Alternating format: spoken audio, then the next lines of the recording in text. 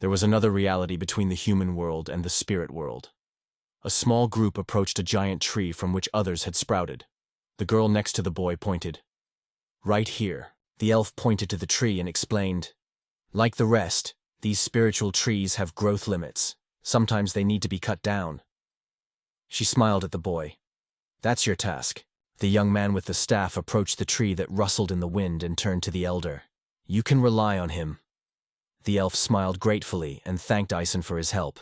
The boy reached out his hand and addressed the mighty winds of the other world. With his voice, he asked them to lend him their strength. The winds listened to Ison's words. Then he wove their power into a blade, and with one blow he split the giant tree. There was a crunch as the trunk bent. One of those present exclaimed joyfully. The tree was cut down in one fell swoop. The huge trunk fell directly onto the road. The children shouted enthusiastically to the teacher. It was incredible. The tree fell into the river with a crash and floated downstream. Ison looked at them and said, "They are all children of spirits, so one day they will also be able to do this. But before learning powerful spells, one must think about the consequences." The children listened attentively. They all agreed with his every word. Some people didn't trust the guy who was constantly teaching the children. But the hero explained that it was his gratitude for the opportunity to live here. It wasn't difficult for him. You could call him any time.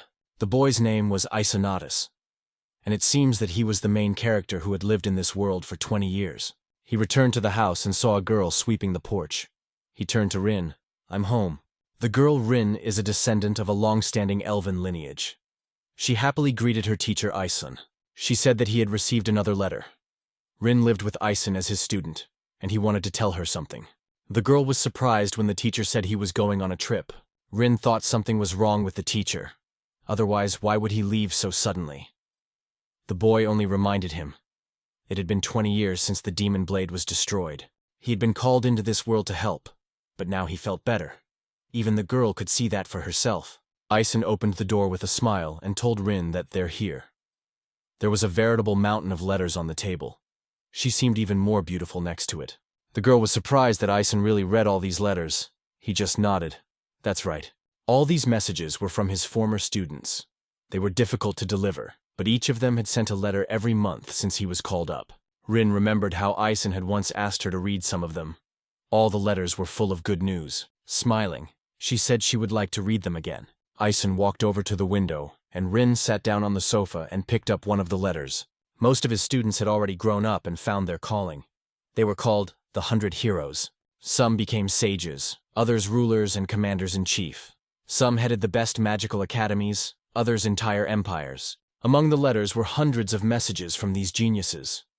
They resembled children waiting for praise from their father, happy to share their achievements. The students talked about new lands, peoples, and discoveries they had made on their own.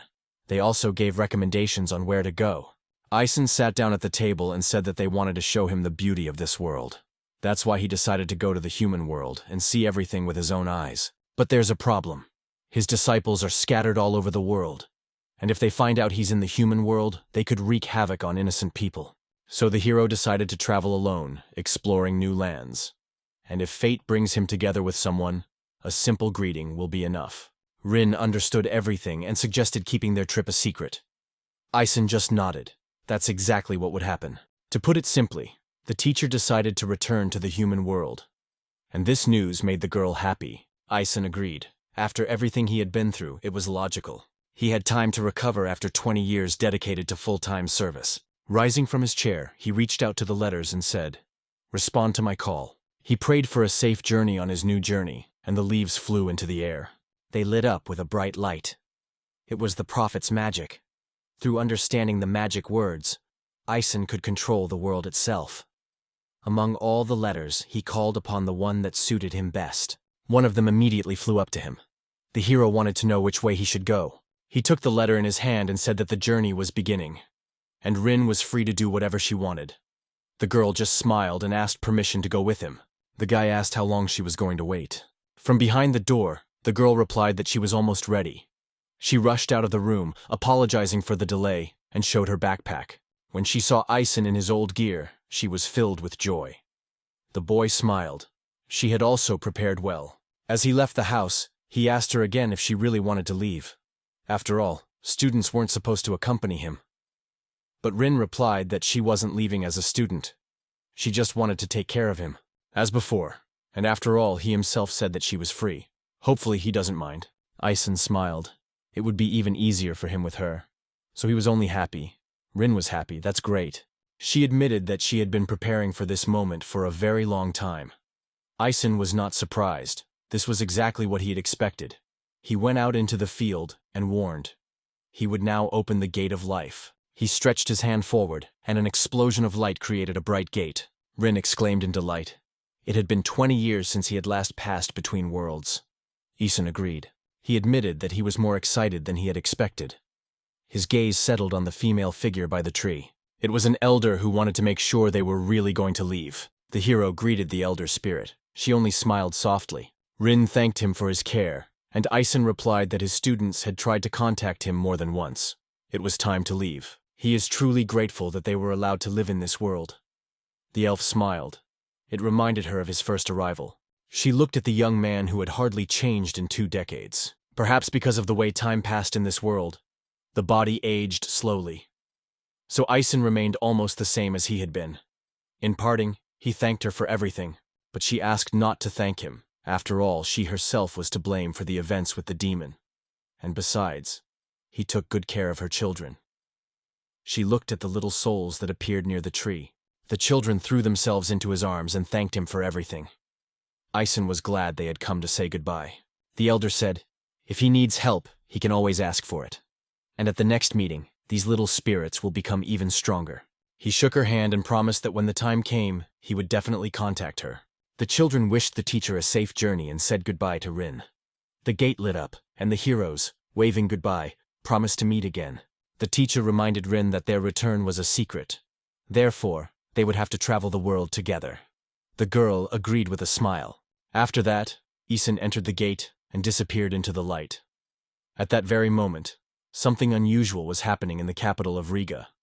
The old man with the crown was finally satisfied with the result. The king looked at the group of people whispering spells while holding magic balls. According to legend, there once lived a prophet who was able to defeat the demon blade, an ally of the dark god. The old man exclaimed, finally, after all the years, they achieved the result. The people, tired but happy, wanted to make sure that it was true. The king assured them that now everyone could rest. He left the hall, thinking that the monthly expenses for the ritual had not been in vain. Even with his assistance, he was still not the equal of the great masters. Smiling, he thought, he is back. His name was Duke Darius, one of Ison's disciples and the current ruler of the kingdom. He ordered the military to announce the search for the prophet. Darius was not sure where or when, but all signs pointed to Ison. He had studied with him many years ago and still believed that he had achieved everything thanks to his teacher. The Duke's eyes lit up. He would do anything to find him and get the right answer. Of all the disciples, Darius was probably one of the most devoted. Meanwhile, a shining gate opened in the forest, and Ison emerged from it. On the rise, the hero noticed that they were near the pioneer town, and was delighted. Rin confirmed that people had been talking about this city for a long time, but she had heard that everything had changed. He had been mentioned in letters, so Ison knew something. He was surprised that Rin remembered everything. The girl tapped her head with a finger. We elves have a great memory. She was proud of the fact that she had memorized all the letters she was allowed to read. If he was interested in something, he could always ask. Ison knew that the forest had long since recovered, but seeing it with his own eyes was much better. First, he suggested that they head to the nearest town. He had other places he wanted to see. Rin was interested in that, and she agreed. She wanted to ask something. Ison turned to her. The girl asked why his staff and book were glowing. It seemed that the hero had only just remembered it. He tilted his staff towards her. She must have felt some of his sealed power. Rin was surprised to hear this. Ison waved his staff, leaving a trail of light behind him. He explained that it was a reaction to the fact that they were on the right path. 20 years ago, he defeated the demon blade, but he found himself on the verge of life and death. He lost the ability to control his powers. That's why he sealed most of his magic in various places. That's why they came to the tree wrapped in vines. The hero touched the tree with his staff, and the vines burst into light. Rin was frightened when the light formed a ball of energy. She called out to Sensei, not understanding what was happening. Ison calmed her down. The ball turned into a piece of paper with a condition for unsealing the power. The book, attached to the staff, opened. A sheet burst inside, and the book immediately slammed shut. The girl assumed that her teacher had regained his strength. Ison flipped through the pages and confirmed that everything was true. On the last page, it was written that the extraction was completed, and he had gained the strength enhancement skill. Smiling, Ison suggested that all his strength had returned. Rin was happy. Her teacher was now even stronger than he was before. The hero laughed.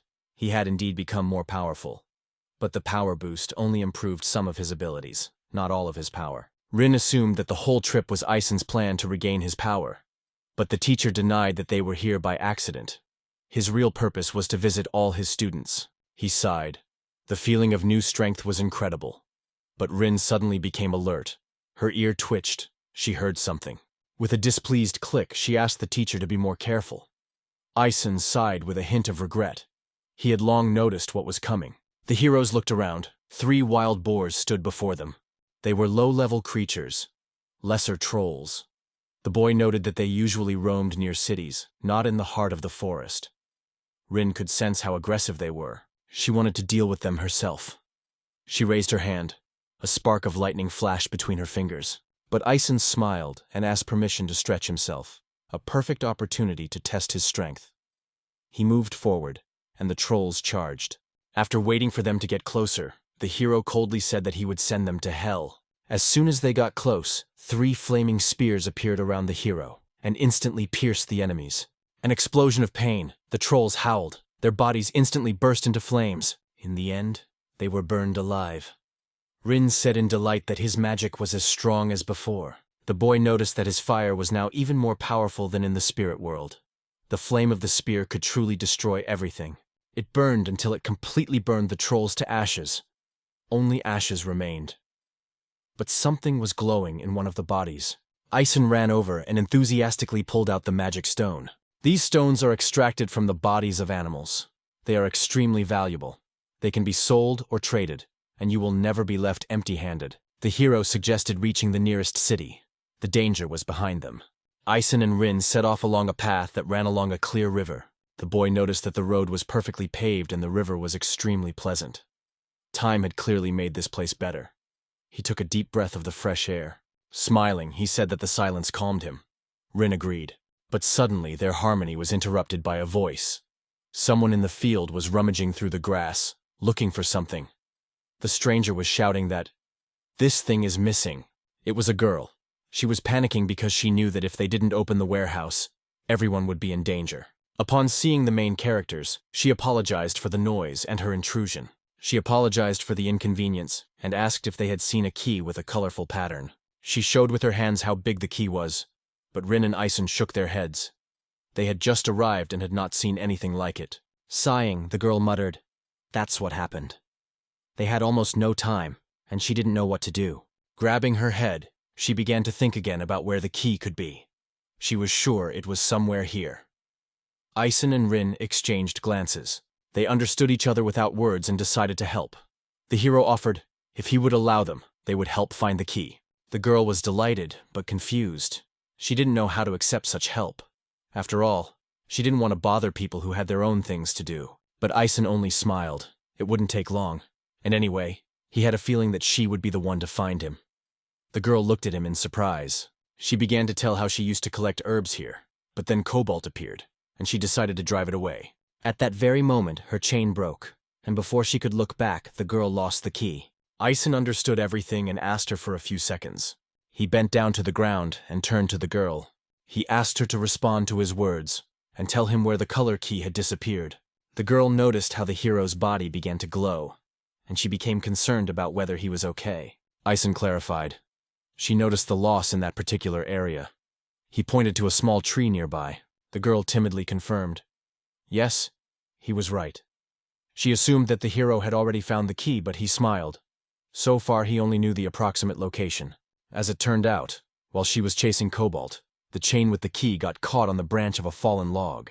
The boy pointed to an old fallen tree near the bushes and advised them to check there. The girl listened and walked towards him. When she saw her color key on the ground, she cried out in joy. It was really there.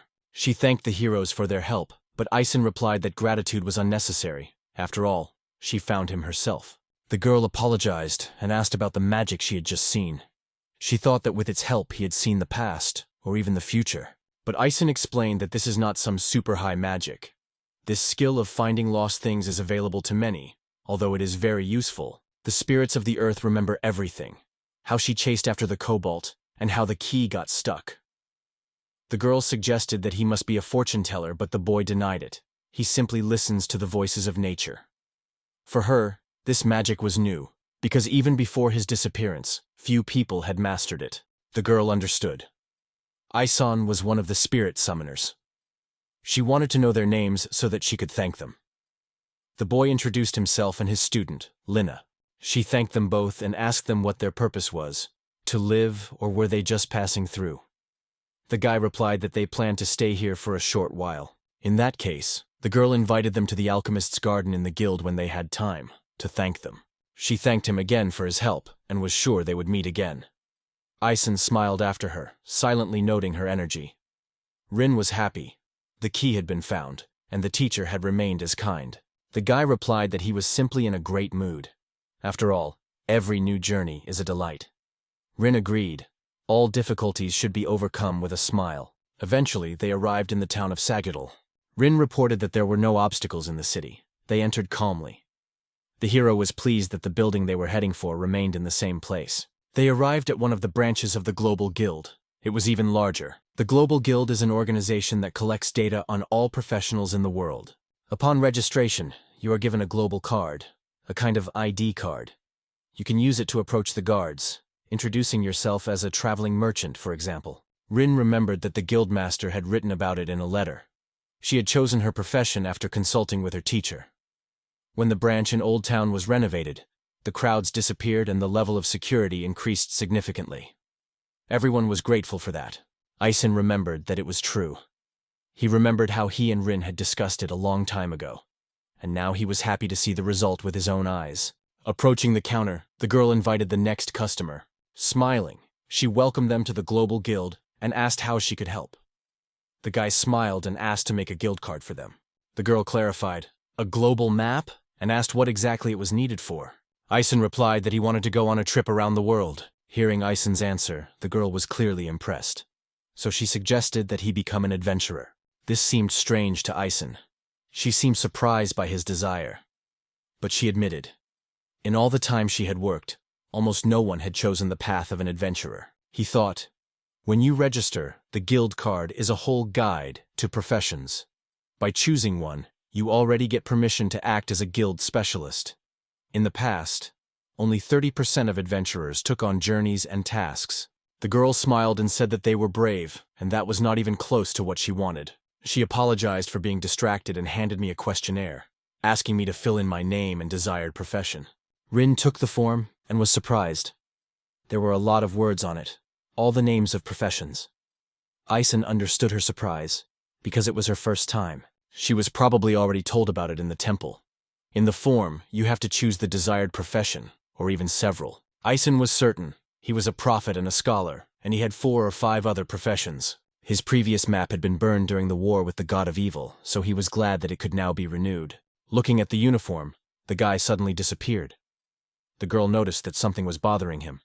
He replied, the profession, prophet, simply does not exist on the list. The administrator was stunned. Did he really want to register as a prophet? The guy didn't understand what was so special about it. But the girl whispered, the last prophet died 15 years ago. They are considered extinct. Ison laughed and scratched the back of his head. Maybe she was right. But the girl warned him that if he chose this profession, he would be haunted by the souls of the dead and would summon the Reaper. However, there was something even worse. These words alarmed Rin, and Ison wanted to know more. The administrator was surprised at how easily he could make such a statement. After all, the king has been issuing decrees for many years. If someone calls themselves the prophet, they should be reported immediately. Next, mobilize the city's security and guild members to escort them. Rin could barely contain her laughter, and Ison just smiled. He didn't believe it was serious. The girl explained. If he was truly the prophet, he would be taken under guard. There had already been a scandal once. One imposter had been captured. It's not a lie, but it's best not to tell anyone about it. Ison looked at Rin. She was silently waiting for his decision. The guy said, "Let them take it as a joke. He will choose another profession," and thanked them for the warning. The receptionist smiled. She hopes she was able to help. She admitted, the joke was strange, but he introduced himself as a brave traveler. Ison couldn't admit that it was true, and he didn't want patrols roaming the city because of him. Although, he thought, the king was exaggerating a bit, so he decided to choose something calm. A profession that wouldn't arouse suspicion but would help him travel. And he chose the spiritualist. The girl smiled. As soon as she filled out the form, she would give him a card. She asked him to wait a moment and put the empty card on the table. Then she took the seal and stamped 2 documents at the same time. All the information from the form was transferred to the card. She handed it to Ison. It was now official, welcoming a new spiritual adventurer to the global guild. The guy happily accepted the card and thanked me for my help. After issuing the card, the girl invited me to a table at the end of the hall. Ison didn't quite understand what she wanted. Then she brought a wooden tray with 5 balls. She placed it on the table. Ison asked what it was. The girl smiled. It was a device for studying magical energy. If he didn't know about it, then he must have been making the card for the first time. The girl remembered his strange joke again. The guy smiled. It's all a misunderstanding. He's just still living with old ideas about the guild before its reforms after the war. The girl explained. Now everyone who receives a new card must measure their magical power. Depending on the result, a rank is assigned, from S to Ka. This allows you to choose a safe and suitable job, minimizing risks. The hero remembered that his student had written something similar in a letter. He had once created this device, but had never seen it in action. The girl smiled. The author of the system was the guild advisor, one of the 100 heroes. She added that she really wanted to thank both him and his teacher. Ison smiled. It was strange to think that the inventor was his student. He asked what was next. The girl pointed to the right edge of the board. You had to touch it. Ison slowly extended his hand as she indicated. She explained, the number of broken balls would indicate the level of magic. If only one broke, it was a K rank. If all 5 broke, it was a G rank. New spiritualists usually received an N rank. But before she could finish, all the balloons exploded at the same time. Ison calmly informed the surprised girl. Yes, they all cracked. The people around saw this and gasped. One of them exclaimed that the new confessor had taken away all the crystals. You don't see that every day. The girl confirmed that Ison had incredible magical power and gave him a G rank. The guy asked what to do next. She asked to wait a moment. Everyone started watching him with interest. She brought a new board with 3 balls. This one determines the F and D ranks. But as soon as Ison touched the board, all 3 balls instantly scattered. The whole room started talking. No one believed that a rookie had surpassed rank D so quickly. Ison felt the number of people increase even more. He became curious. How many D rank holders actually exist? The administrator brought another board. It had the symbols S, S, A, B, and the mysterious TS on it. The hero decided not to delay and touched it. The crystal closest to the right edge cracked right under his hand. Everyone around him froze in amazement. It was unheard of. Ison himself was surprised at how things had gotten so fast. The girl couldn't believe that the boy had immediately reached rank B. This had to be reported to the castle immediately, but first she had to calm down. She was confused and couldn't find the report form. She still had to check how to send the report to the king correctly. And suddenly another crystal cracked. Shock gripped the hall. How many more would Ison break? The hero looked at the last 2 balls and thought, this could be dangerous. He tried to hold back the magic so that the board wouldn't explode completely. And he succeeded. The 2 balls remained unharmed. The girl thought, that's all. So the measurement is complete, and she has officially given him the rank of TS. The administrator exclaimed, this is incredible. He achieved the rank of TS in a few minutes. The people around were delighted. The newcomer surprised everyone. His level as a spiritual leader was far from ordinary. Ison waved to them and thanked them for their support. In his mind, he was glad he had stopped at TS. If he broke the B crystal, everything would fly to the king, and that would cause unnecessary excitement. He hoped to travel without a burden, unless there was a real emergency. The girl said that a little more would have been a B rank. But even so, it was a great result. Ison thanked her for her help and promised to take it into account. The girl asked him to wait a little longer. The guild had prepared a farewell gift. Thus, Ison officially became a sorcerer by profession. Rin also received her card. The administrator assumed that her magical power was higher than TS rank. The hero was sure that Rin's strength was truly exceptional, and she knew that she was capable of following Ison. Her name was little known among the students, but she herself said that traveling with Sensei was a joy. At that moment, the girl approached them again and apologized for the delay. There was a man next to her. Ison asked who it was. The man approached the cafe administrator and asked her to tell him everything. Dominic Sand is an E-rank spirit, a veteran with 10 years of experience. As a gift, Ison was able to train with him. Dominic smiled and welcomed the newcomer, promising to introduce him to the spirit world. Ison was surprised, so he clarified what exactly he was talking about. The girl explained. Every newcomer, after receiving a card, takes a free introductory lesson to master the basic knowledge, and that's great. In addition, the training is conducted by experienced masters and not just textbooks. The guild wants to avoid the game of who is the coolest, so they involve real professionals. This approach maintains trust in the guilds. The idea was introduced by Counselor Felicia, although, as she said, it was her master's advice. The administrator had always thought that teacher was wise and great. Ison was a little embarrassed. He hadn't been treated like that in other places. He remembered how he had once received a letter from Felicia with a question. Now he saw the result of his advice, the true purpose. Although all the wizards were in another place now, Rin smiled. Everything was fine. Ison accepted Katya-san's offer and asked Dominic to take care of him. Dominic was happy to chat. He even thought he would be rejected because of his earring. After getting acquainted, they moved to Hall F. Dominic stood in front of the student and began to explain. A spirit mage is someone who interacts with spirits, using their powers. In general, the hero makes a contract with the spirits or simply turns to them to access their power. After these words, Dominic opened his back. A bright bundle of energy flew out and wrapped around his arm. Ison assumed that was his spirit. Dominic smiled. That's right. It was the spirit of light.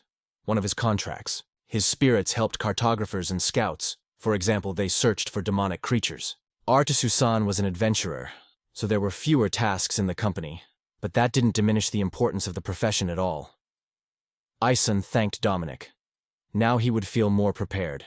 Dominic suggested continuing. Now he would tell you how to communicate with a spirit. Looking at his hand, he created a magic ball. A bright and shiny sphere appeared in his hand.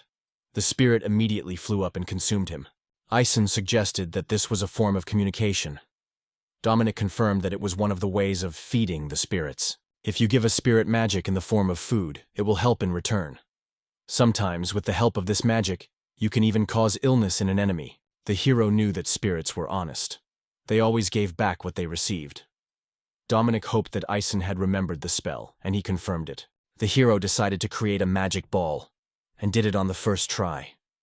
Dominic was amazed by its size and power, as befits a TS-ranked magician. Ison replied that he owed it to him, and the spirit probably agreed with that. Dominic laughed and thanked him for his support. He summoned his spirit. The spirit's behavior told Ison that there was a strong connection between them. Dominic confirmed. It was all because of their long journey together. Ison asked if Dominic really communicated with his spirit. Dominic didn't understand what he meant. Ison explained that his spirit seemed to be talking to him all the time. It was a shock to Dominic. He remembered how the spirit squeaked when you stroked it. If Ison understood the meaning of that, then he was truly incredible. Dominic couldn't help but ask the hero what the squeak and pulsation of the spirit meant. He was eager to know what he was talking about. Ison heard his voice clearly and relayed it. The spirit was thanking Dominic for appreciating him, and he doesn't care how many magic balls he spends. That was the message the spirit conveyed, which greatly surprised his magician. Dominic's spirit leapt with joy, and he himself thought that they were just making fun of him. Ison smiled. He had simply translated the spirit's words, and there was no deception involved. Dominic looked at him and exclaimed that this was incredible. After all, understanding the language of spirits is extremely difficult. This skill is available only to high-level mages. Ison was surprised that this was a real technique, but Dominic confirmed. He himself had studied it for years, but he only knew a few words. He could read emotions from movement, but that was all. It was rumored that some were born with the gift of understanding spirits, and he never thought he would see such a student with his own eyes. Ison thought Dominic was a really good person because he praised him so sincerely. He apologized. He was just too shocked. He thought that nothing could surprise him anymore, but Ison shattered those expectations. The lesson was over, but even the student had taught him a few things. At the end, Dominic said he would become a first-class spirit magician, and as a mentor, he would write the best recommendations for him. He admitted that he had failed at communicating with spirits. Ison thought that the fact of this skill was already an assessment of the highest level. Dominic apologized for not teaching him enough, but they were now colleagues. Ison shook his hand and thanked him sincerely. It was an honor to meet such an experienced magician. Rin waited for him to return and greeted him with a smile. While he was gone, she had received a map of the city from Keisha, with the hotels marked. The guy praised Rin. It's time to really find a place to stay. The registrar added that there were many good inns near the guild. Ison wanted to choose a nice place. They would be here for about a week. Rin agreed, and even talked to the bartender about the exchange rate. It had hardly changed in 20 years. They could live comfortably for 3 months in a nice hotel. Rin had a magic bag that held much more than it seemed. It's a good thing she took it. She doesn't have to worry about money for now. Besides, as an adventurer, Ison will be able to sell information to cartographers about new places. Suddenly, a girl ran up to them, wanting to make sure that it was really Ison and Rin. The boy looked at her questioningly. It was the same girl who had lost the key. Her name was Eureka, and she was an alchemist. She was overjoyed to meet them. The guild was all that was talked about. She felt that their meeting was fate. Ison asked Eureka if so many people really knew about them already. She smiled. There was no need to address her so formally. She was friends with almost all the guild employees, and had heard that 2 people with incredible magic had just registered. And when she remembered that they were the ones who helped her with the key, she immediately realized it was definitely them. She asked if they had really become adventure seekers, and the guys confirmed it. In that case, she invited them to her shop in the alchemical garden. They had everything from alchemical ingredients to magical artifacts. She was sure there would be something for them too. Ison didn't object. It would be interesting to see. But first, we need to find a hotel before all the rooms are taken. But Eureka clarified. Her shop is also an inn. She showed them the location of the garden on a map. Ison agreed that it was a really nice place, so he decided to stay there. The girl insisted on paying for their stay, even if they wanted to do it themselves. The key was too valuable to her. Ison accepted her offer and decided to stay with them. He asked Rin's opinion, who happily agreed. She didn't care where, as long as it was near the teacher. Eureka promised that they would be welcomed as the most precious guests. A few minutes' walk from the guild, they reached Eureka's shop. It was large, and she proudly said it was the largest shop in town. A sign hung above the entrance. Alchemist's Garden. When the heroes entered, the vendors happily greeted President Eureka. They didn't expect her to return so soon. The girl smiled and said she had met someone special. Ison and Rin looked at each other in surprise. They didn't know she was the president. But Eureka admitted, yes, she had hidden something. In fact, she is the president of the alchemical company, Alchemist's Garden. She officially introduced herself and said she was pleased to meet you. The heroes sat down at the nearest table. Meanwhile, a worker nearby was telling another. This was the spirit mage who had helped their president, Eureka. Rumors were already spreading.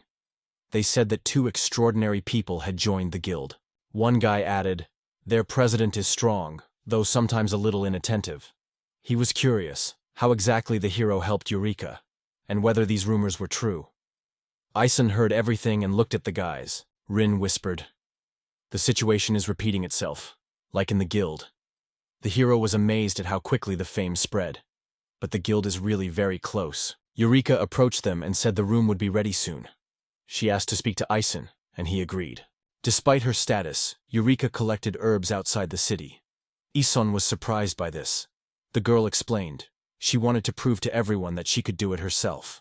These herbs were important for the potion, so she decided to do everything herself. It became clear how everything had happened. While they were talking, a man approached Eureka. He apologized for the trouble and thanked me for my help. Eureka replied that everything was fine. After all, she was the one who lost the key to the magic warehouse. She asked to thank the main characters. They helped her a lot. The man bowed, thanking not only Eureka, but also Ison and Rin. They had saved important negotiations for the company. He thanked them again. It was truly important. Ison didn't think he had done anything special. He had simply found the key. But Eureka suddenly fell silent and smiled. Ison didn't understand why. She apologized. A strange thought came to her mind. Looking at Ison, she remembered the person who had once trained her. They had a similar aura. The guy was curious. Who was that? Eureka said. She called her Master. This person taught her to never stop, regardless of status. He was one of the 100 heroes. By the way, she is now the rector of the University of Magic. Rin was surprised. Is this really Master Melson from Kuniminia? Yes, that's her. Ison remembered. The witch Mel was an energetic girl. Instead of the main campus in the capital, Eureka studied at a branch that was closer. She didn't sit still, she traveled. And in recent years she worked at a university near the city. The southern branch of the magical university in Sagittal was her residence. A young employee entered the president's office and addressed Ms. Chokraz, delivering the guild's weekly report. The girl with long hair and a big hat thanked me and said she would watch it right now. Using her hair, she took the report and looked at it. The employee also reported that there was a suspicious man who wanted to see her. His face was hidden by a magic mask. Chokraz replied that she knew who it was. He could be passed over without being examined. The tall man entered, and the girl smiled. Mr. Duke rarely leaves the capital. The king took off his mask and smiled. He worked nearby, so he decided to pay a visit. Besides, he wanted to talk about Master Ison. He believed that the most cherished wish of all the disciples would finally come true. Recently, a rumor has spread that a powerful prophet has appeared in the world. Mel was stunned. Is their master really returning? But Duke replied. The fortune-telling did not confirm that it was Ison. When exactly and what is happening is unknown. Chokraz bowed her head sadly. She knew that Duke's accuracy was almost that of a master. Although it was unknown who exactly had appeared, the prophetic gift was priceless. The girls sincerely wanted to meet him, especially if it was their master. Duke replied. The guilds had already given special instructions. They were preparing for his arrival. So she felt she had to finish everything quickly so she could greet Master Ison. The king's eyes lit up with delight. He wanted to see him too. Speaking of work, they mentioned that the city's chief guildmaster is a true pioneer. Chokraz confirmed that being a master is difficult, but it's rewarding. In addition, she teaches children. Every week she received reports on the number of experts of each rank who had appeared in the guild. This season, the statistics were excellent. The girl said, there are many D-level and even a few TS. The king was happy. People wanted to serve for the good of the capital, but Chokraz had some bad news. The number of monsters around the city had been increasing for the past few months. While there were enough physically strong people, there were fewer and fewer mages. Duke realized that this could lower the level of security. He asked Chokraz to consider sending professional magicians on this mission when he returned to the capital. She agreed, leaving the decision to him, and promised to send reports and letters. Duke wanted to write a letter to Master Ison right away. She understood him. Although, of course, it would be better if the master came here himself. The next morning, Ison woke up in his room and felt something strange. He glanced at the bed next to him. Rin was still asleep. She usually woke up earlier. In her sleep, she muttered something about sensei and smiled. Ison smiled gently and decided to let her sleep a little longer. But suddenly the girl woke up and rubbed her eyes. The boy was glad that she was no longer asleep. As he sat down at the table, he heard Rin apologize for oversleeping. But Ison thought she shouldn't apologize. Everything was fine. Rin disagreed. As a student, she was supposed to take care of her teacher, but instead, she had exhausted herself. The boy thought that she shouldn't be so harsh on herself. Rin remembered that she should read the letters. All the students were very worried about him. He noticed that Rin was really tired from yesterday, and her internal rhythm was out of whack due to the travel. The girl reminded him that Sensei uses magic while traveling, so she would like to get up at the same time as him. His stamina is high. She will have to adjust. The guy thought it was a good idea to improve his physical fitness, and he was sure Rin would do everything he could. The hero agreed and saw that she had finally woken up. He suggested that they take a walk around the city and its surroundings after breakfast. Rin was delighted. She had been looking forward to the journey with her teacher. Ison laughed. In that case, they will arrange a tour of the city of Sigil. The city was bustling and crowded. They strolled through the streets, stopping at restaurants and flower shops. Rin even showed sensei juice made from fruits that only grow in the pioneer city. They decided to try every flavor. Everything was delicious. Then they visited a horse farm, and later headed to a large statue in the center of town. When the walk came to an end, the heroes climbed to the roof of the alchemist's garden. from where a magnificent view of the city and nature opened. Ison agreed. The view was amazing. The atmosphere was peaceful. Rin was glad that Eureka had let them go up to the roof. Ison assumed that there should be a branch of the magic university over the hill, but he couldn't see it. The girl replied that it must be the university where Chakras was currently working. The hero remembered that Chakras was a brilliant sorceress. He wanted the girls to meet. Rin was delighted. That would be wonderful. He saw no reason to refuse. Meeting good people is always useful. And if Sensei Ison insists, Rin will be happy to meet Chakras. A bell rang. The heroes remembered it being mentioned in one of the letters. It was the bell of the Global Guild, signaling noon. Ison smiled, glanced at his watch, and noted that the walk was getting long. He suggested that Rin have lunch at the guild, and she agreed. Plus, they served dishes you couldn't find anywhere else. Ison admitted that the vegetables and meat were truly incredible, just as the student's letter had said. The fertile land nearby was ideal for raising livestock, whose meat was used to make delicacies. Smiling, the hero admitted that he was glad to get here. It was the best part of his journey. But suddenly, a woman's greeting sounded from the side. It was Kaisha, the receptionist. She was glad to find them there. Smiling, she confessed that she had a request for them. Ison listened carefully to her. The girl said that a wind spirit was stirring up a storm in the farmlands. They lacked the strength to deal with it. Only a spirit mage could do that. That's why she turned to Ison. The situation was urgent. The hero agreed. We must act immediately. If the spirit is not stopped, it will destroy fields and gardens. So far there have been no casualties, but delay could prove fatal. Ison thought about it and assured me that he understood everything perfectly. The letter from Chakras mentioned that the university students were very talented. It would be a shame if they were harmed. So Ison promised that they would help. Kaisha was happy. This task was specifically for TS level, Ison and Rin-sama. The hero smiled and promised to try his best. Rin also promised to help.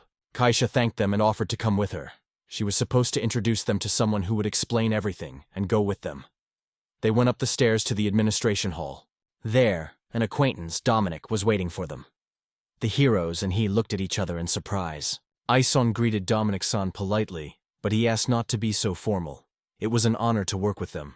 The hero explained that he could communicate with spirits and hoped for Dominic's support. Dominic also relied on them and hoped for the successful completion of the task. Dominic admitted that the task was difficult. Ison asked the receptionist for more details. The girl unfolded the map and showed the forest between the farm and the garden. That's where the storm appears. It was suggested to calm the spirit in any possible way. Tame it, drive it away. Everything depended on them. Rin suggested that any method could be used. Kaisha agreed. The spirit is extremely powerful, so she trusts them with this. A storm appears in the forest, but no one has seen the spirit himself. His class is unknown. Ison couldn't understand why the situation had become so dangerous. After all, spirits always have a reason to be angry. The administrator confirmed that nothing happens without a reason. But the scouts found out that it all started suddenly. The spirit was probably angry about something they don't know yet. They don't want to destroy the spirit. They need to calm it down and find out the reason. And of course, they will pay for the information they receive. Ison clarified the task, to find out the cause of the anger and calm the spirit. Difficulty: no lower than rank D. Rin was surprised that this was indeed the case. Kaisha confirmed it. The spirit was immune to physical attacks, and there could be many reasons for its rage. This makes the task even more difficult. Dominic smiled. He's been working as a spirit mage for 10 years, but even for him, this is a challenge. He was surprised that Ison and Rin weren't worried at all. They looked calm, and Dominic assumed it was because of their high rank. But deep down, he felt a little uneasy. And although sending a TS-ranked rookie to D-level was almost like considering himself a Tengu, Dominic felt that Ison was not an arrogant upstart, but a humble and reliable ally. Ison was delighted by his words, and suggested that they set off on the mission as soon as possible. Kaisha warned, the guild has a regeneration potion, just in case. She asked to be careful. Ison, Rin, and Dominic set out from the city towards the forest, following the path towards the epicenter of the storm. A giant tornado raged before them, the wind rising to the heavens. The heroes looked up in amazement. They had never seen such a powerful wind. Ison thought it wasn't a real tornado yet. According to the scouts, there was a spirit sitting in the very center of the vortex. Dominic confirmed this. Dominic reached out and summoned the spirit of Wallop, using the power of the spirits for protection. The little spirit squeaked and transformed into a shield, resembling a carapace. The protective sphere expanded, completely covering everyone.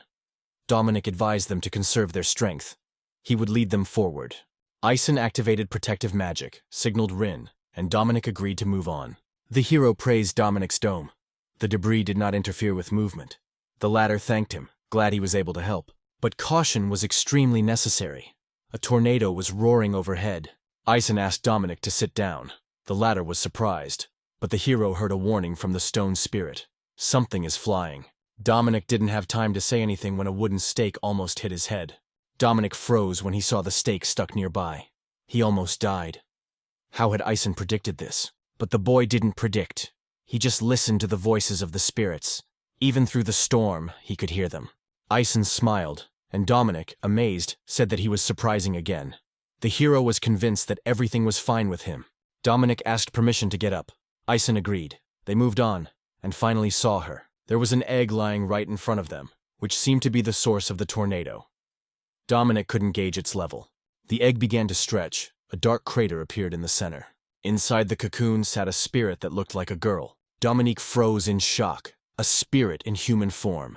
Her magic was extraordinary. It was an elder spirit. She opened her eyes and looked at them. Dominic explained that such spirits change form and hibernate.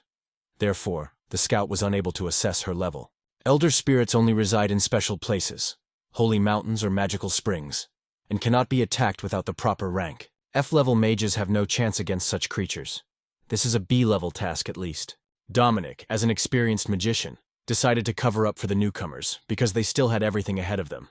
The spirit was approaching, but it didn't look hostile. But Dominic activated his defenses just in case. As soon as he raised his hand, the spirit girl pointed a finger at him. And immediately the wind exploded. The spirit unleashed a magical attack, and Dominic was thrown back. His body flew several meters and crashed into a tree. Dominic understood. It was a blow of the wind. Only the protective sphere saved him. But the spirit released colossal power with just one movement of his finger. He raised his head with hope. Dominic sighed in relief. It was a good thing he was the only one injured. He wanted to turn around and act as a decoy for the others to escape, but he couldn't get up. His body wouldn't obey. He was paralyzed. The spirit raised his hand again, but this time he moved more slowly. Dominic realized that the target was not him, but Ison, and shouted for him to run away. But the hero just smiled and asked not to worry. It was time to use the staff cut technique. The spirit pointed a finger at Ison, but he easily dodged to the side. Part of the attack passed by, the rest he cut down with his staff. Dominic watched in amazement as Ison asked if he was okay. The astonished mage asked how he had managed it. The hero replied that he had used a bit of foresight magic, transforming the staff into a weapon capable of cutting through the wind. But he did not explain further. Ison swung his staff and again parried the confused spirit's blow. The hero smiled and gestured for him to continue. The spirit continued to attack, but each time Ison confidently parried the blows. With his staff raised, he cut another attack in two. Meanwhile, Rin deflected the rocks falling from above, impressing Dominic with her skill. It turned out that the girl was good at close combat.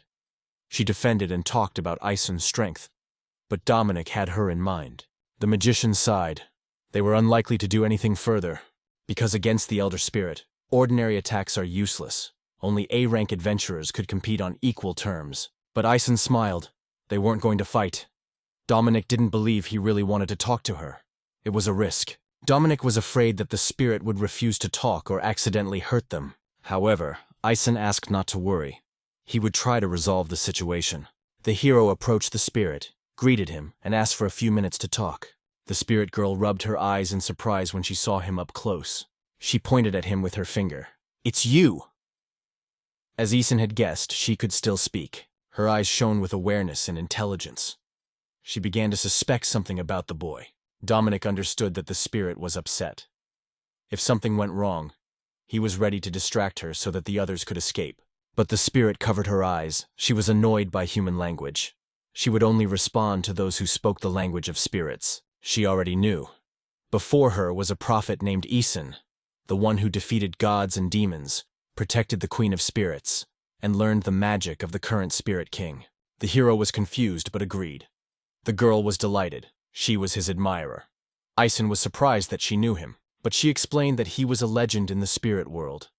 He was loved by all who remembered how he saved them. And her mentor was a relative of the late spirit emperor.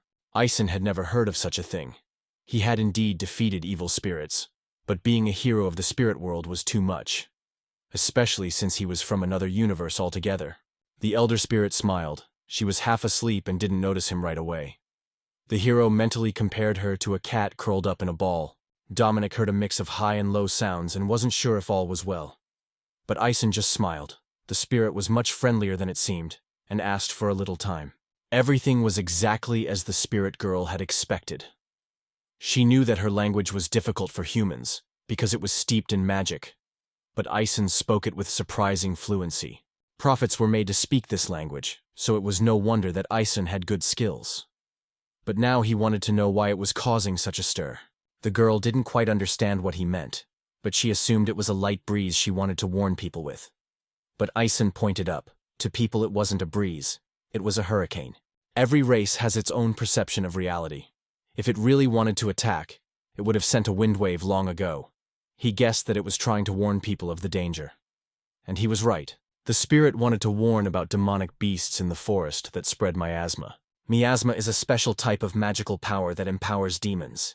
It causes mutations of the body or soul depending on the dose.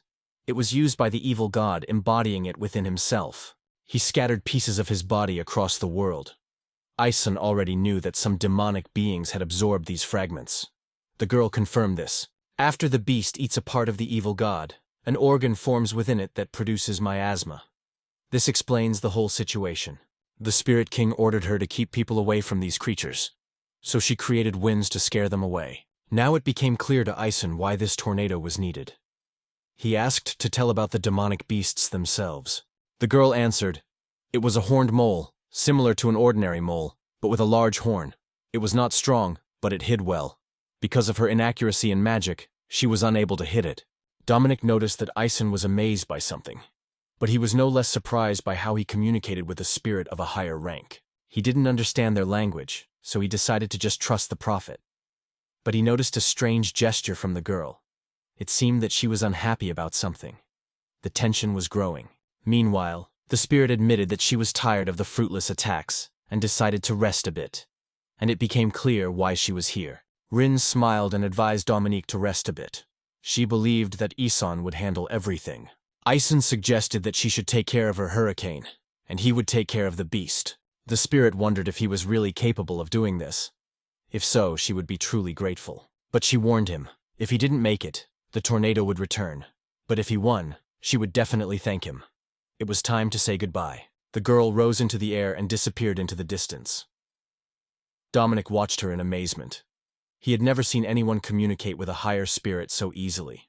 The heroes followed her gaze until her silhouette disappeared into the sky. Dominic turned to Ison. He was truly incredible. He made the ghost go away, just with words. But the hero explained that he had not driven her away.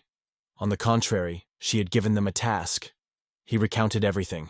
Dominic realized that the spirit was only protecting people.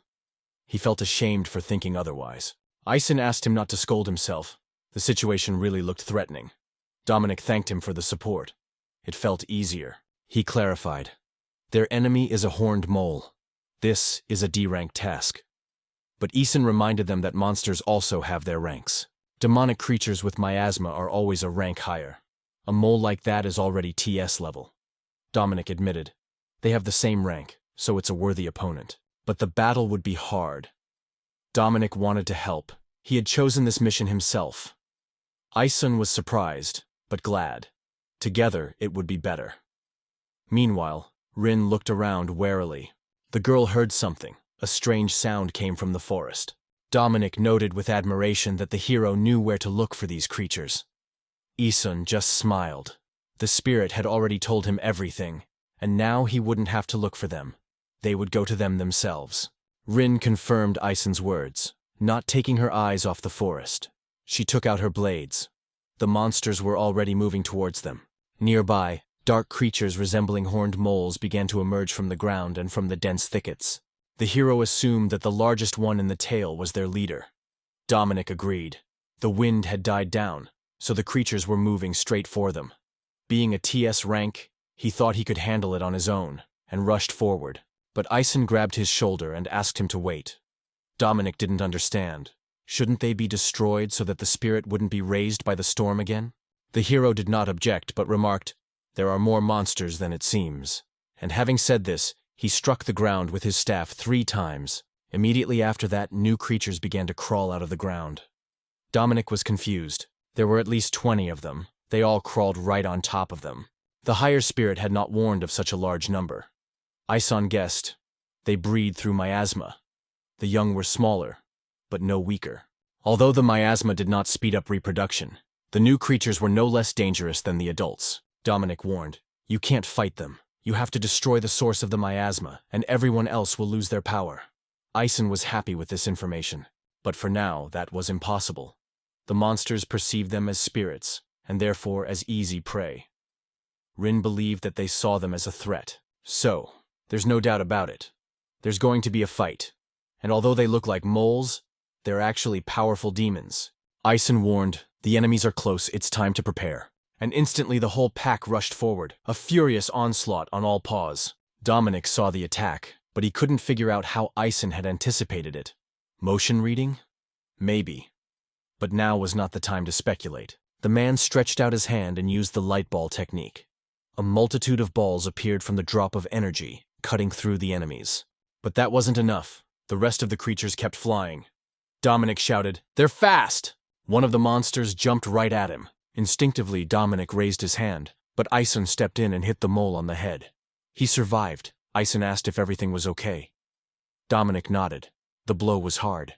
But he noticed another monster, right behind Ison.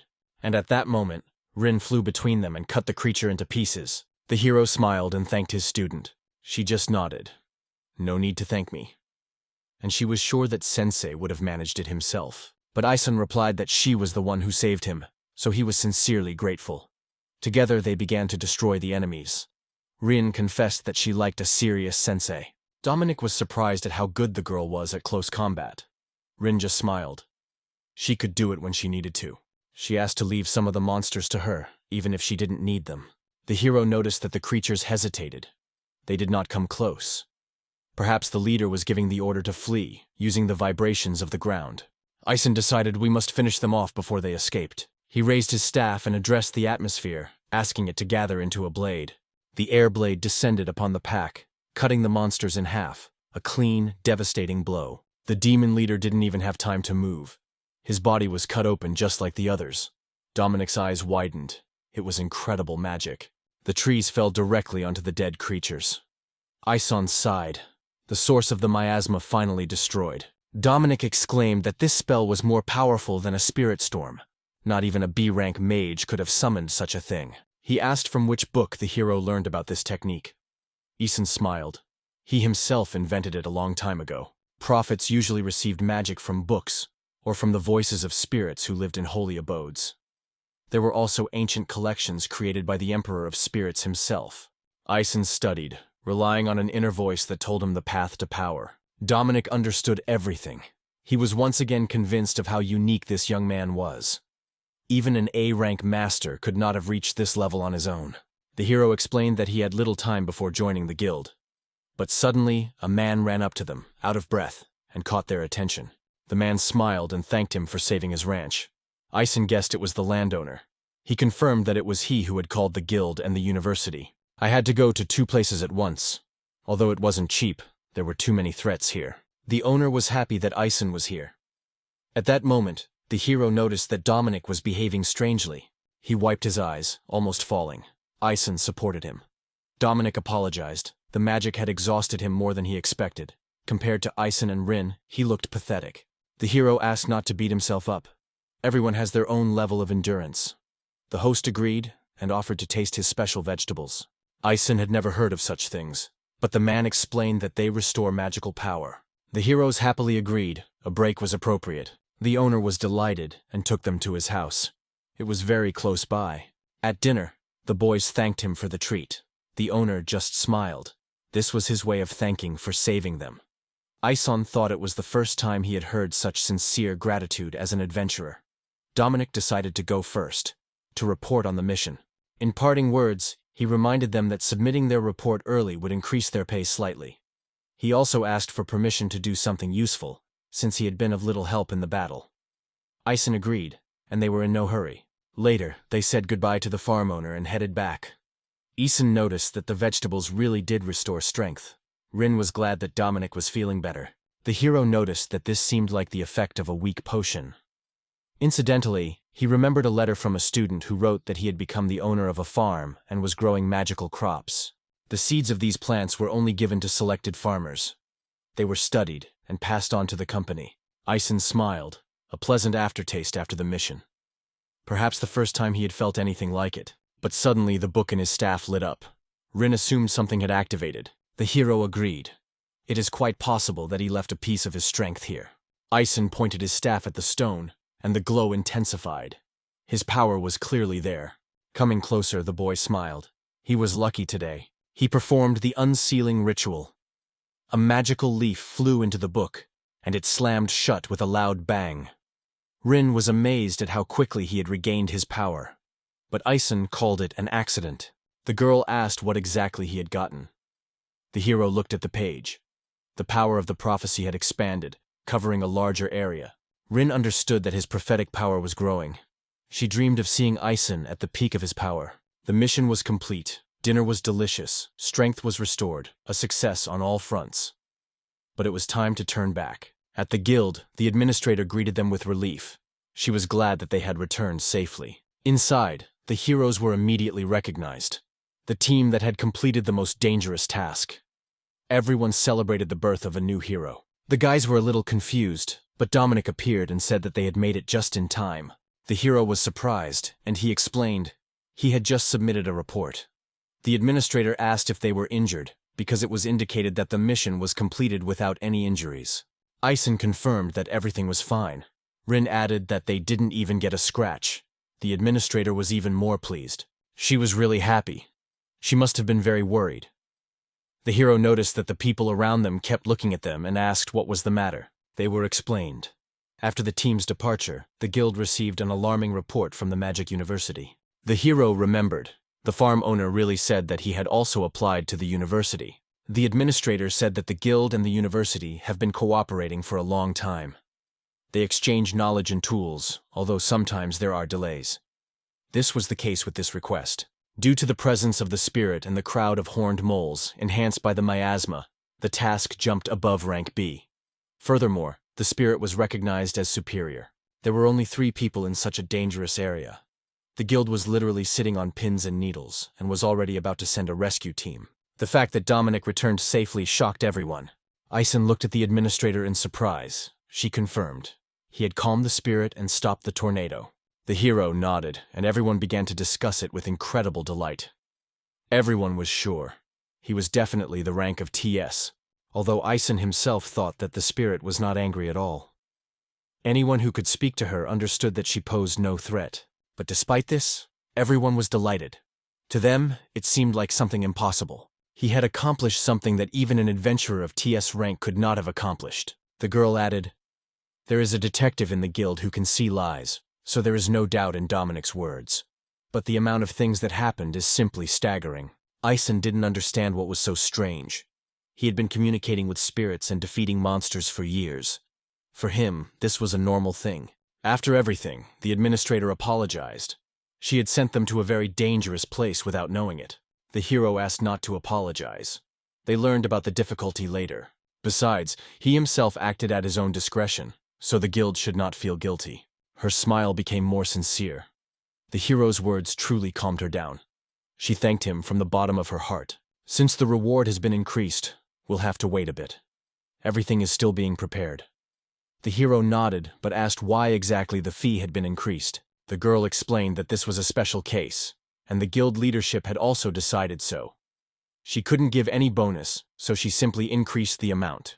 Ison was surprised and wanted to find out the details from Dominic. He suspected that he had added something. Dominic only told what he saw. Thanks to Ison, everything was over in a flash.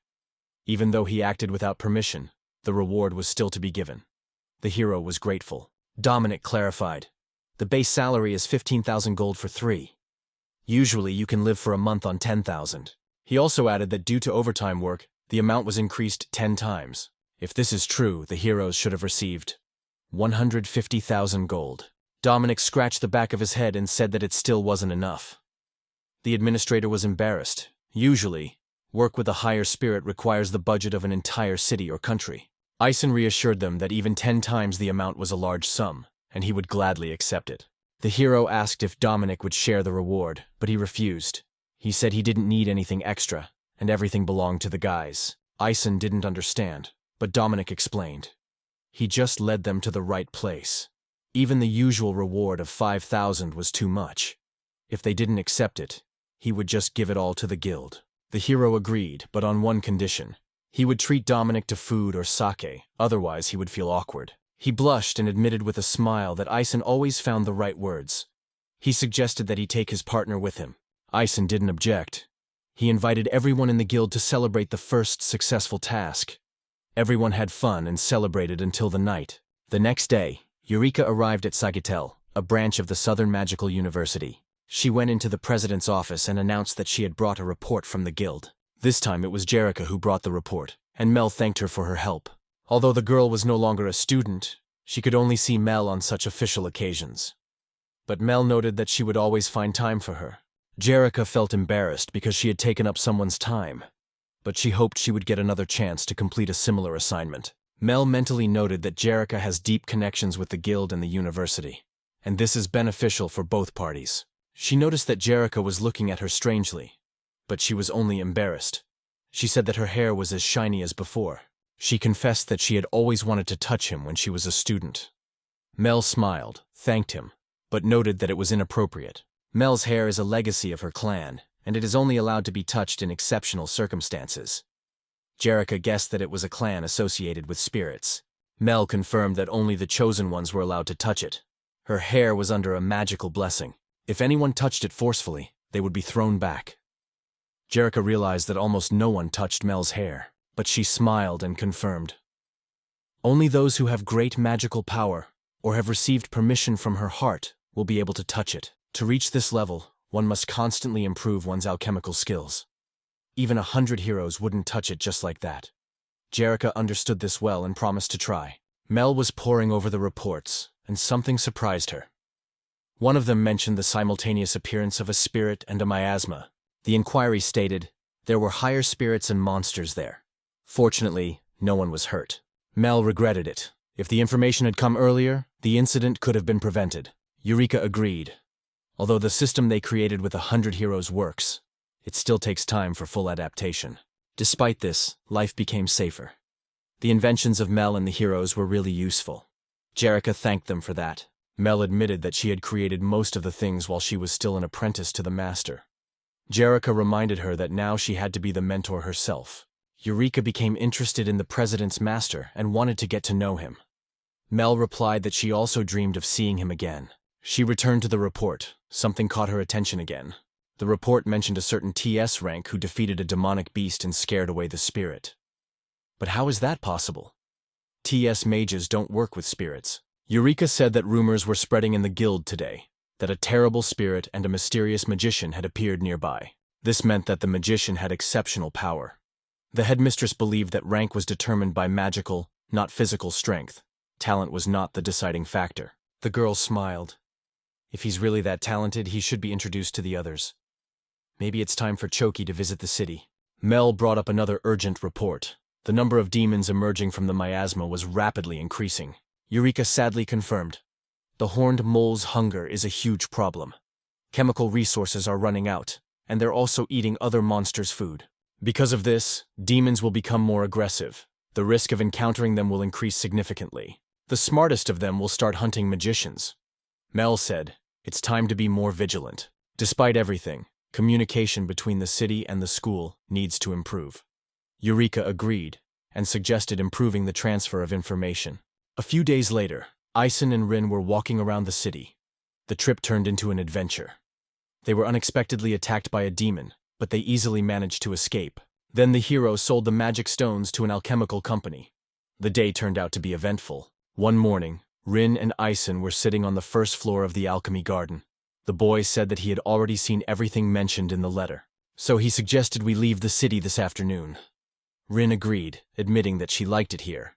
but she wondered where to go next. Ison suggested heading south. There were many small towns on the way to the big ones, and the roads were good. He asked if Rin wanted to go anywhere in particular. She smiled. She would go wherever the teacher decided. Ison agreed. So noon, the hero would like to stop by the university to visit Choki. She is unlikely to be free, but it would be nice to see how she is doing. Rin replied that everyone asks why her teacher is so strong and yet considerate of others. She always says, because that's how he is. Ison just smiled. Once everything was decided, the guy suggested saying goodbye to Eureka. They had to get ready, and Ison asked Rena to prepare for the meeting with the students. They approached the reception desk at the alchemy garden. The employee realized that they were looking for President Eureka and asked them to wait a moment. Ison offered more tea and Rin happily agreed. But as soon as they sat down, a man came up to them and apologized for keeping them waiting. The hero recognized him as the secretary who always accompanied Eureka. He confirmed that the president had gone to the Magic University and would not return until tomorrow. The secretary was sincerely sorry, but noted that if Ison had business, he could accompany them to the university. The hero was delighted. They were just about to go there. He asked for an escort, and the man readily agreed. The door was open, and a carriage was already waiting outside. It was less than an hour to the university. The hero thanked him for the hospitality, and the secretary replied that it was an honorable thing for the president's friends.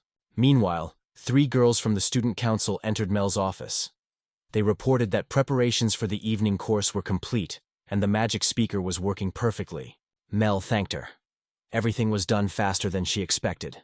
One of the girls admitted, "This is the first lecture from the president of 100 Heroes in a long time, and more than 30 listeners have already gathered." Eureka said with a smile that Mel is still as popular as she was in her student days. She replied that it's nice that there are so many motivated young people today. There was a knock on the door. The guard on duty brought a report from the watchtower.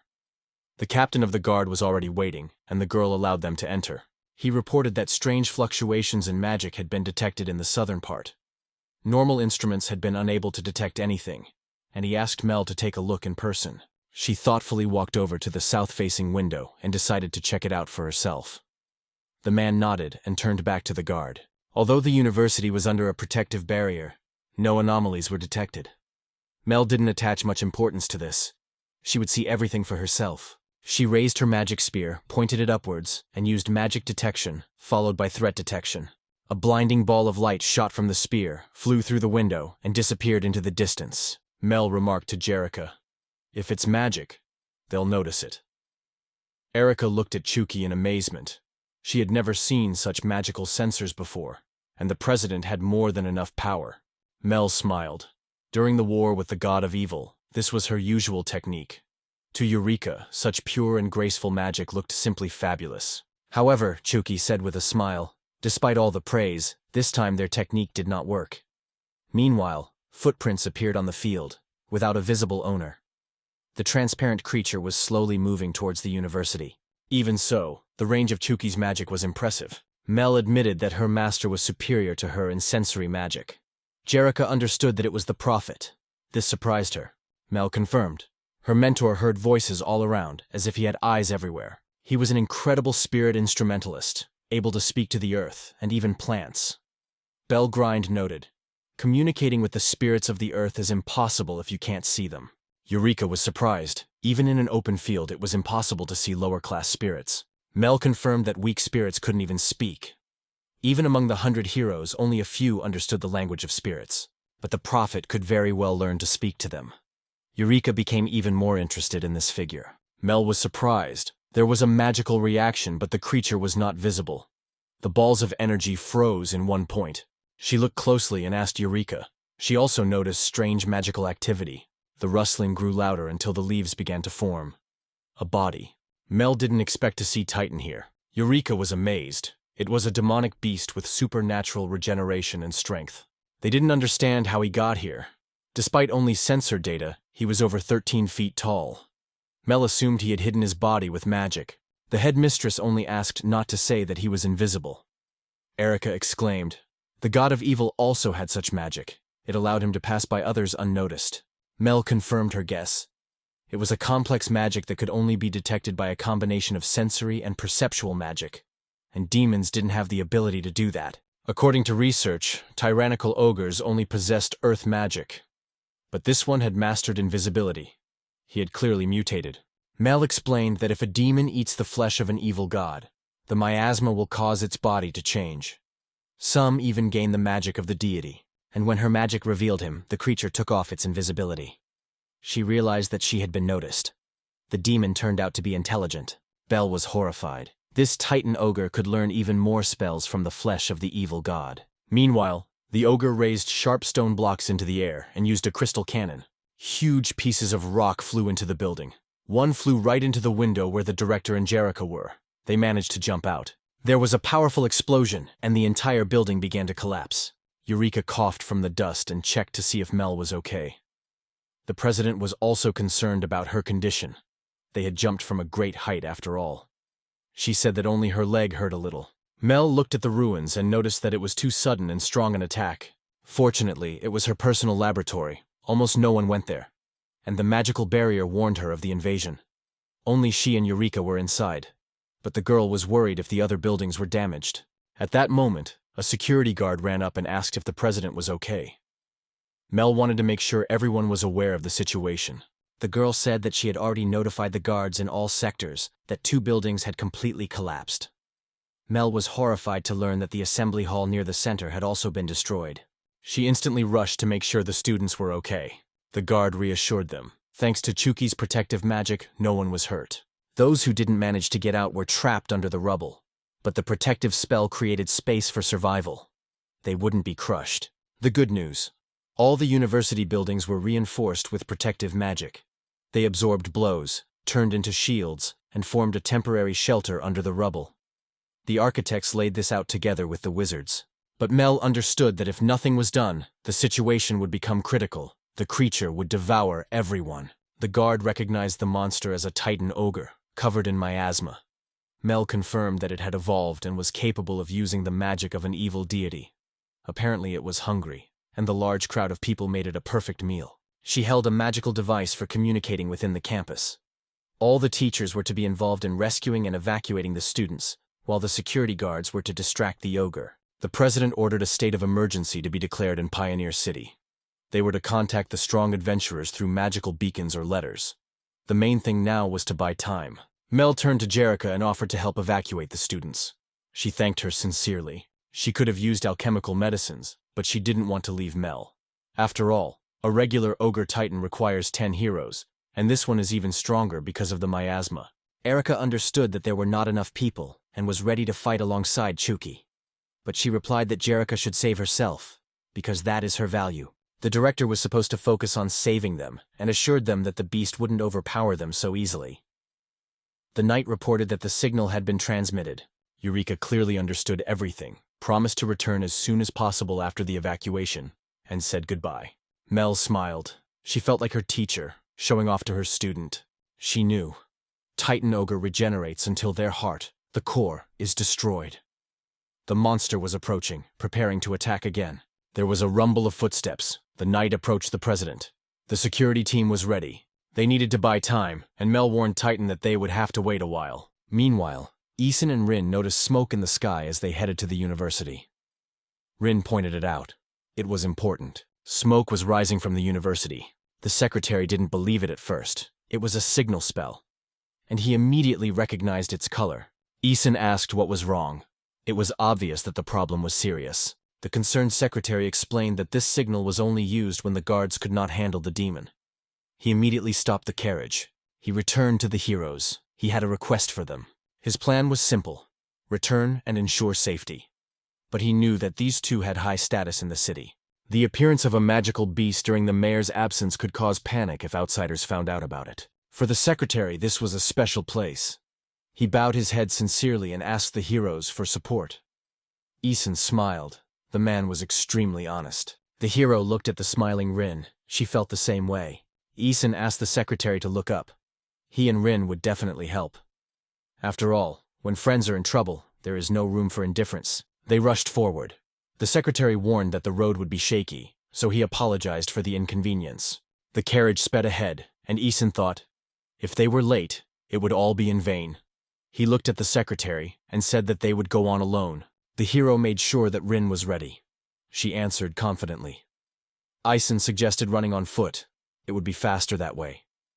Rin told the secretary that they would leave their things in the carriage. He asked in bewilderment what they were going to do. But in a moment, they both jumped out of the carriage. The hero turned to the wind, asking it to gently support them on landing. Thanks to magic, they touched the ground easily and raced forward, overtaking the carriage. Ison smiled at his student. The wind would help them get there even faster. The secretary couldn't believe it. The guy not only caused a tailwind, but also knew how to ride it. They were racing at full speed. Rin noticed that the emergency was ongoing. Ison also understood this and called for them to hurry up. Although they were not advanced adventurers, they ran faster than the crew. The secretary did not understand anything. Meanwhile, Eureka coordinated the evacuation, gathering the wounded at the gate and reporting where there were other people under the rubble. She was on the campus in Pioneer City. She met another student and promised to help. Another victim was found nearby. One of the rescuers gave her a list of students who were in the hall. The data was accurate. 37 people have already been rescued, but 3 were still trapped under the rubble. Eureka knew that the president was in battle, and she climbed out of the rubble herself. She shouted to the students, hoping someone would answer, but no one spoke. Perhaps they were unconscious or too traumatized to scream. Even magical detection won't help. There are too many people around. The signals are mixed up. Eureka understood. Even among the heroes, there is no magician capable of accurately finding everyone under the rubble. She realized that as long as there was at least one student here, the president would never leave this place. The girl looked grimly towards the battle. She knew the president didn't have the best chance against such a monster. Raking through the rubble, she thought, what should she do? She is a graduate of this university, founded the best company in the city. Eureka felt that she had finally grown up. Tears welled up in her eyes. The situation seemed hopeless. If she couldn't save the students, she couldn't help her teacher. Clutching the fragment, she shouted, "Someone help!" And suddenly, she heard a voice. In front of her, on the rubble, stood Ison and Rin. Eureka asked in amazement how they had ended up here. Ison smiled. He was supposed to meet a friend at the university, but it seems other things came up. She immediately decided to explain the situation, and as soon as she mentioned the ogre titan, Ison calmly replied, "Everything is fine." He had already figured it out, listening to what was happening around him. Eureka didn't understand how he learned everything just by hearing, but the guy clearly knew what to do, and promised to save everyone as soon as possible. The hero used his hearing magic and approached a certain place among the debris. "There. Right here," he said. He asked the wind to lift the debris. As soon as it flew up, an unconscious young man appeared from under it. The student could not answer. He lay unconscious. Ison leaned over and asked Eureka to take care of the wounded man. The girl thanked the hero and rushed to help. After that, Ison discovered another student. He noticed that the structure was about to collapse, so he had to act very carefully. The hero carefully lifted the debris. Under it was another injured girl. Eureka was amazed. So quickly. And already 2 were saved. She didn't see any spirits, so she thought the hero hadn't used their power. But how did he know where to look? Ison recalled hearing voices. They whispered to him that the children were here and needed help. It was a message from the very building that had been created to protect them. The girl did not understand how it was possible to hear the voices of simple things. Ison replied that things made with love retain a faint imprint of emotion. And he learned to understand this language. Simply put, the hero heard the voices of memory. They told him where the last disciple was. He called on the wind to lift the debris once more.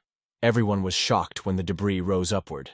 Beneath them lay another student, barely conscious. A figure resembling a deity appeared before the boy's eyes. But Ison smiled and said, "I am not a god. I am just a man who has come to save you."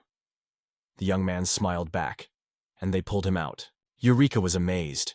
It was incredible to be able to identify students so easily. She mentally realized that this ability went beyond spirit communication. The girl remembered the mysterious linguist that President Chalk had mentioned, and she began to guess who Ison really was. Meanwhile, Rin reported that the evacuation was complete. Ison thanked him and said it was time for the next task. Eureka wondered what exactly he meant. The boy smiled. "Now my business is to meet my student Chalk." Meanwhile, the soldiers were holding back the monster with all their strength. One of them was wounded. Eureka ran to him and ordered the medics to help immediately. Another fighter tried to strike his opponent's leg, but the ogre easily knocked him away and broke his sword in half. The soldier reported, everyone except the president had already been withdrawn from combat. There were only a few units left. Their strength was running out. Despite all efforts, the demon's body was intact. Mel understood. Regeneration. A truly unpleasant opponent. The master didn't object. The three of them would go. In response, the president activated her fiery spear magic. A burning sign appeared behind her back, from which spears flew out. There were so many of them that they stopped all the debris. The ogre was confused. There were more spears than he expected, and they broke through the attack. The fiery spears hit the monster, and it was forced to cover itself with its hands from further blows. But the wounds healed immediately. The demon summoned the stone fragments again. The president noticed. She only barely scratched his forehead, and even that had already healed. But they had bought time. The students were safe. The soldier warned that the ogre was attacking again, but the president had seen it herself. The girls scattered, leaving Chalk to guess who the monster was after.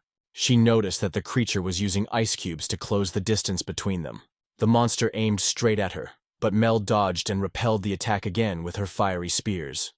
Seeing that the enemy was up to something, she decided to retreat further. Unexpectedly, the ogre created a crystal mace and struck the girl with it in one swing. The blow was so powerful that Mel could barely stand on her feet, and her large hat flew off. Only thanks to her magic shield did she survive, but she could barely stand, waiting for the next attack. The director realized that she wouldn't have time to use the shield a second time. She would have to take the blow right in the forehead. The shrapnel was already flying in her direction. She only hoped that the students had managed to evacuate. For the first time, she felt that she couldn't even protect herself. Being president is hard. But she was still proud of how far she had come. And suddenly, a staff crashed into the ground in front of her. A man's voice said, "Protect her." The staff lit up. Mel covered herself with her hands, but the magic field saved her. A man came up to her and said, "You did a great job, holding on until the end." The girl raised her head and froze. The hero put his hand on her shoulder. "Don't pretend to be me. You've already reached the heights." Mel opened her mouth in confusion. She hadn't expected to see her teacher here. Eason smiled. "It's been a long time." Despite lacking the strength to fight the monster, she did brilliantly. He helped the surprised girl to her feet. She thought she was dreaming, but the hero smiled. "No, I'm real." A soldier came over to check on the president. Mel smiled. "Everything's fine." Eason guessed that this was the squad leader and handed over the care of the wounded to her. Rin exclaimed that she was ready to support the teacher. Eason asked her to help with the evacuation and rescue. The girl agreed. "Leave it to me." Besides, Jericho was already brewing the potion in the back. Together they would save everyone. Eason was confident that the girls would be able to save him.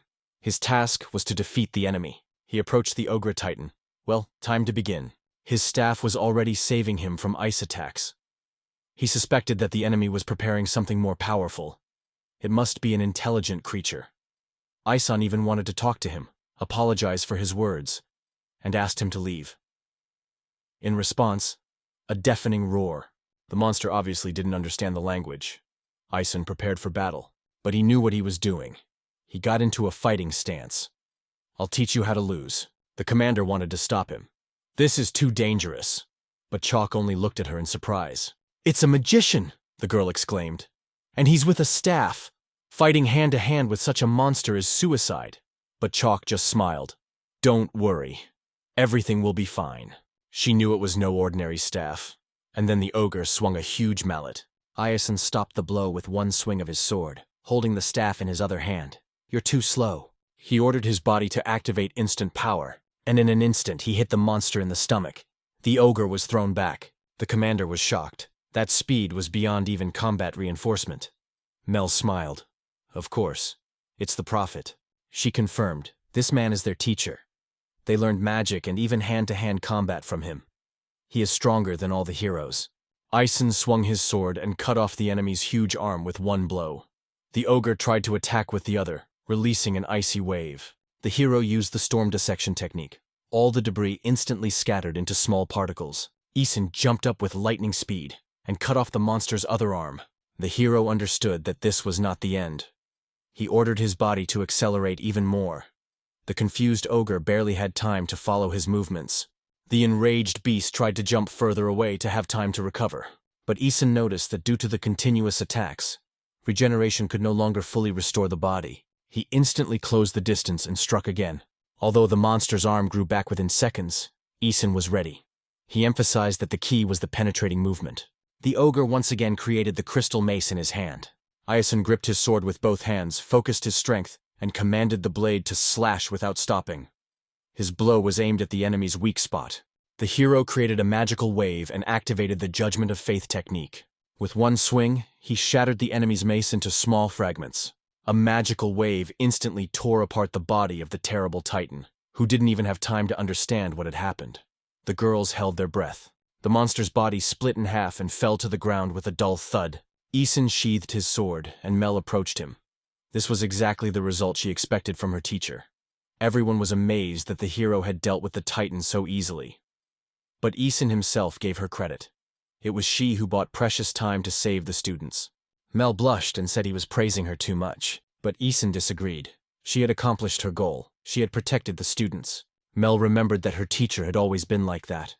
He always praised her when she tried.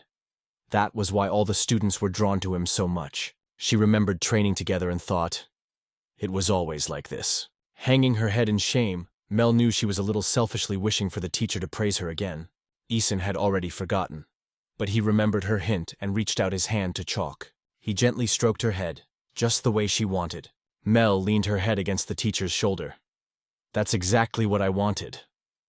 The soldiers around her were shocked. No one could imagine that someone could touch the president's own hair.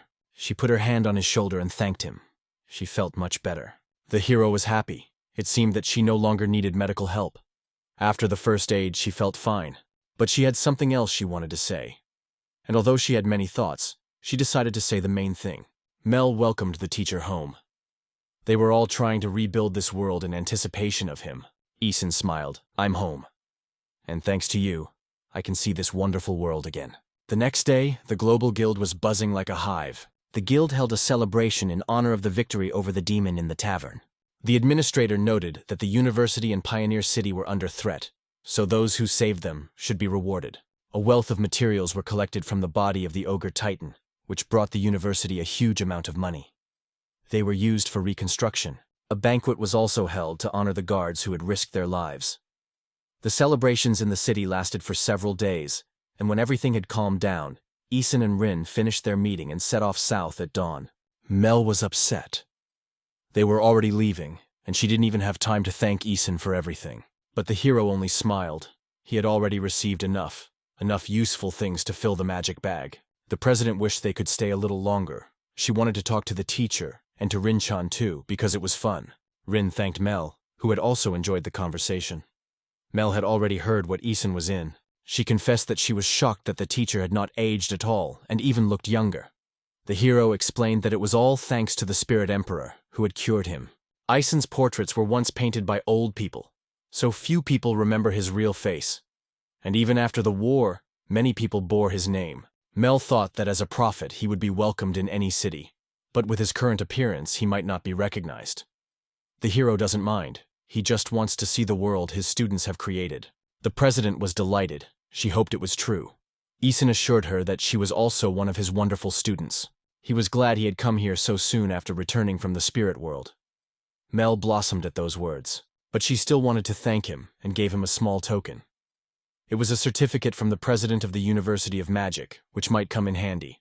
It confirmed the hero's status as an adventurer, giving him the right to visit most of the southern cities and places to which Mel herself had access. Isin didn't immediately believe that the document had such power, but she reassured him. The president even doubted whether it was right for her to vouch for the teacher, since he was much stronger. But she was glad that she could help at least a little.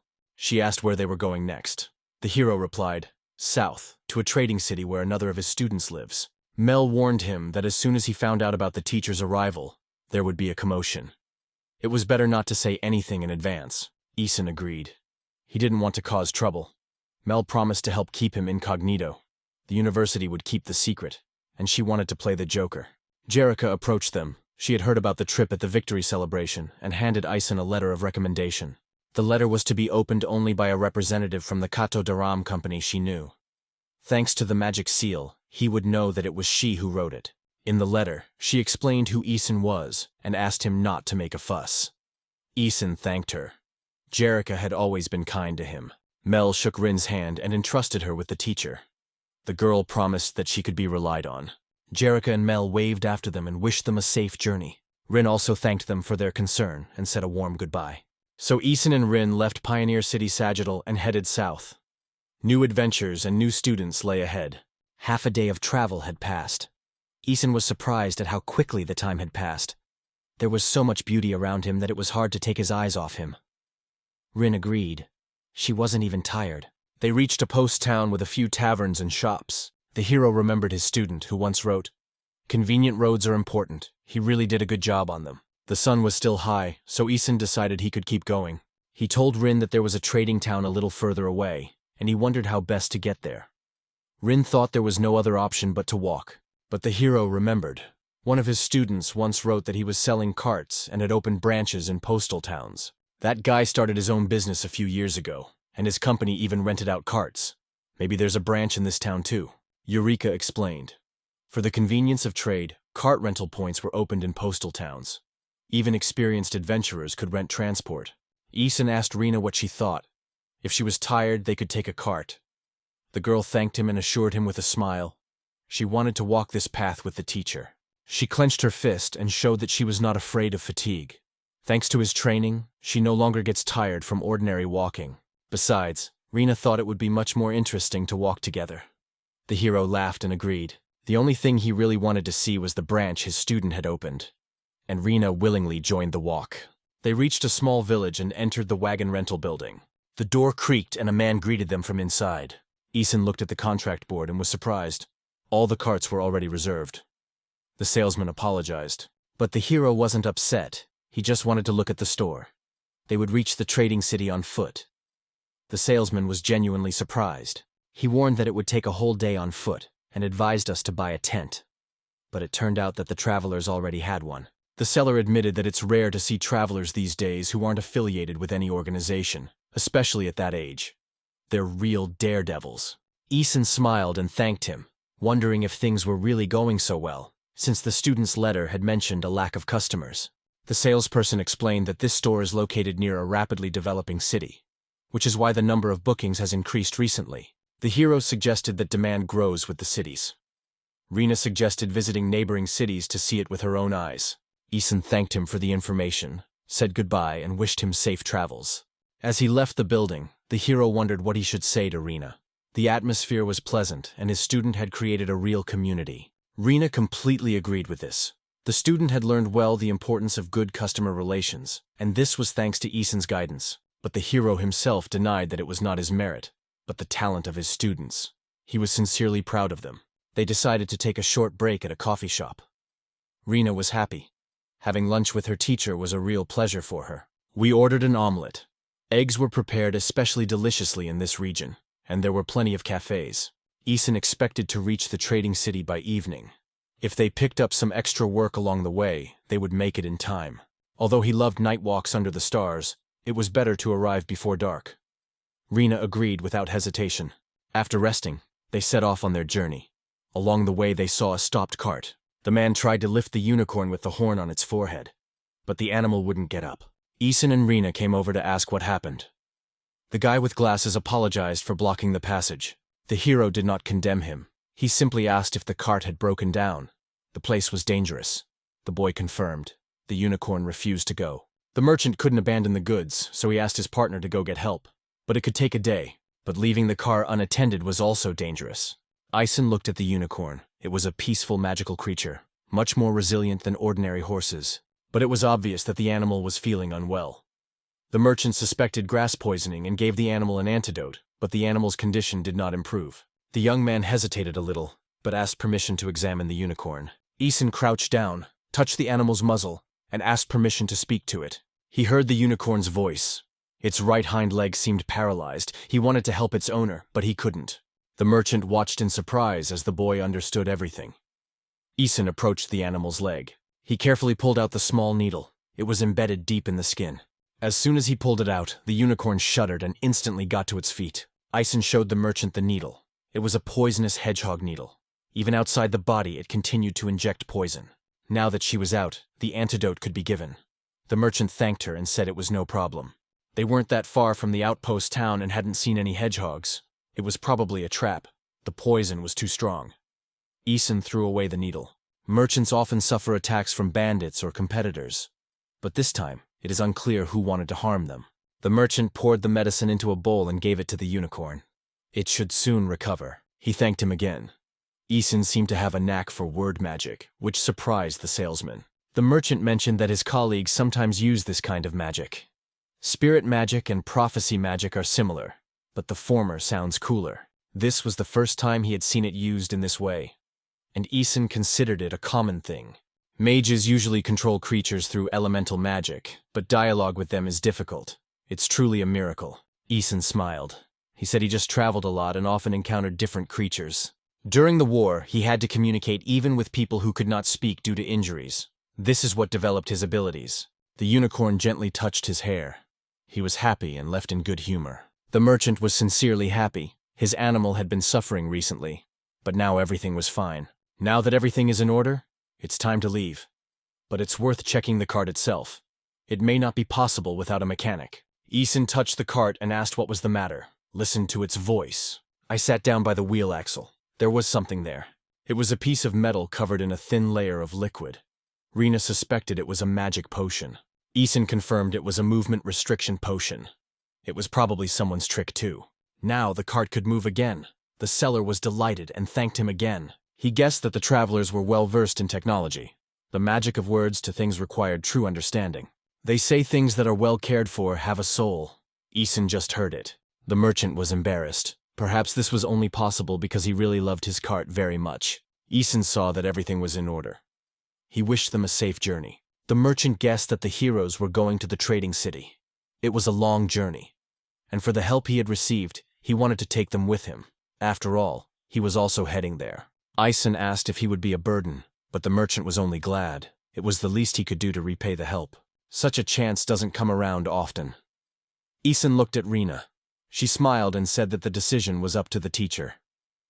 The hero accepted the offer and introduced himself along with his companion. The merchant, a little embarrassed, introduced himself as Row Harbor from the trading city. He invited them to make themselves comfortable in the van. They covered a considerable distance quickly, despite the large amount of cargo. Row explained that it was their company's signature wagon, fast and sturdy. He was happy that thanks to the heroes the breakdown was resolved. Otherwise, he would have had to rent a wagon from the post town, and he couldn't leave the cargo unattended. Eason thought he had done well to stay, especially since all the wagons in town were already booked. Row said with a smile that he was lucky to meet such people. But the hero replied that he helped from the bottom of his heart and was glad that it was useful. The unicorn was especially lucky. Row wondered why it was him. Because at the most difficult moment, it was Row who was there and tried to support him. The animal felt it. The merchant was embarrassed. Row said that this unicorn had been with him since the beginning of his studies. They were inseparable. Eason remembered how the unicorn had responded trustingly to his words. There was indeed a connection between them. Row agreed. For him it was not just an animal, but a true companion. The unicorn snorted approvingly, and Row thanked him for the conversation. It was still a long way to the city, but with such companions he was calm. Eason smiled. Don't be shy about asking if you need help. The road was almost empty because of the delay. At this rate, they would make it before dark. The sun was beginning to set, but the path was suddenly blocked by an overturned cart. It seemed to have hit a tree. There were no people nearby. Row noticed that you could pass if you slowed down a bit and went around to the side. But as soon as they got closer, a masked man jumped out from under the cart. He jumped onto their cart and stabbed at the roof with his knife. Row realized it was an attacker and spurred his horse. The cart leaned over and moved forward sharply. The bandit didn't have time to catch on. He just smiled sinisterly. He expected nothing less from a merchant with their company's logo. Row realized that he couldn't do it alone. He had to run away. But the unicorn suddenly fell to the ground again. Row saw the familiar poison needle in his leash. This time the poison was fast-acting. Not even an antidote would help quickly. He had no doubt that it was the work of the same bandit. And when everything was ready, the attacker called his men. The horse stopped. The plan worked. The leader threw the rest of the poisonous needles and gave the signal to advance. One of the tailed thugs exclaimed that today was another successful hunt. The other replied that the poison was a brilliant idea. The third, with a bandage on his forehead, said that he was carrying a load of expensive goods. Threatening, he demanded everything: the goods, the horse, and even his life. The merchant understood that they wouldn't be able to come to an agreement, and he had already ruined their plans earlier, so they weren't going to regret it. One of the bandits threw a dagger at him. Ro realized he wouldn't have time to dodge. At that moment, Ison whispered a spell, calling on the wind to protect the merchant. A wall of wind appeared in front of Ro, deflecting the weapon. The bandits didn't understand what had happened, and the hero only noticed that the situation was clearly heating up. He pointed his staff at the attackers and told Ro with a smile, "These negotiators are useless. They will handle it themselves." One of the bandits drew his sword and asked who he was. Seeing the staff, he assumed that he was a guard for the wagon, hired on the road. Rena looked intently at her enemies and asked the teacher what to do. One of the robbers looked at the elf girl with admiration. He decided that such a beauty would sell well on the black market. The hero realized they were still engaged in the slave trade. Ison raised his hand and asked them for just one thing. The bandit laughed and said he would spare the magician only if he surrendered and allowed them to have some fun. Ison smiled and suggested that they surrender to the city guard. Silence fell. The leader spat on the ground with a wry smile. He called it a wonderful last word. The bandits laughed. To them, the hero was just a funny guy. One of the leaders boldly declared that the chatter was over, and in gratitude for the good mood, he would give him a quick death. Ison realized that talking to them was useless. It was time to act. The bandits thought it would be easy prey. They said the boy wouldn't even have time to cast a spell. They pointed their swords straight at him, laughing. But the hero merely waved his staff, and in one motion knocked out several attackers. One fell at his feet, while the others froze in amazement. It seemed to them that he wasn't using magic at all. His movements were too fast. In fact, Ison had activated acceleration magic. He instantly appeared next to each enemy and neutralized them one by one. The bandits didn't understand how he was doing it. The leader got angry and ordered them to act, not to panic. One of them suggested another goal: to capture the girl. Rena heard everything. She calmly waited for one of them to approach and drew her dagger. Jumping aside, she plunged the blade straight into his leg. He screamed, not understanding what had happened. Rena used an electric blade, which pierced the enemy's body with electricity. When the bandit fell, the girl looked back and told the teacher that she was finished. The hero smiled. He had also finished his. Only one remained. The same one who threatened Ison with death. He could not believe his defeat and demanded answers about who they really were. The hero quickly approached and calmly replied, "Ordinary travelers." With these words, he struck him in the face with his staff. He fell, and Ison declared, "The robbery was failed. Now they are in the hands of the guards." After the battle, the heroes tied up the bandits and put them in a van. Ro, embarrassed, thanked them again for saving him, but the hero asked him not to worry. Ro was beginning to guess that Ison and Rena were not ordinary adventurers, and although it was hard to believe, their strength spoke for itself. Ison strengthened the ropes with magic so that the criminals would not escape, and decided to hand them over to the guards. Ro agreed. The horse was better now, so we could continue our journey. He asked permission to thank him properly in the city. The hero agreed and reminded us that it was getting dark outside. We had to be careful. The sun had almost set when their van reached the trading town of Orians. Upon seeing the bandits, the guards immediately recognized the gang that had recently terrorized the city. They were given away by the special poison they were using. Rena and Ison received a reward, which the girl was delighted with. The hero forgot that they give money for cooperating with the security. The merchant explained that it was the mayor and his deputy's policy. Security was encouraged by money. Rena suggested staying at a hotel, and Ison smiled. The extra money wouldn't hurt. A man approached them, surprised that Ro was already in town. He hadn't even had time to send the repairman. Ro greeted David and confirmed that he had indeed been helped. David had already heard from the security that the van had been repaired and the robbers had been neutralized.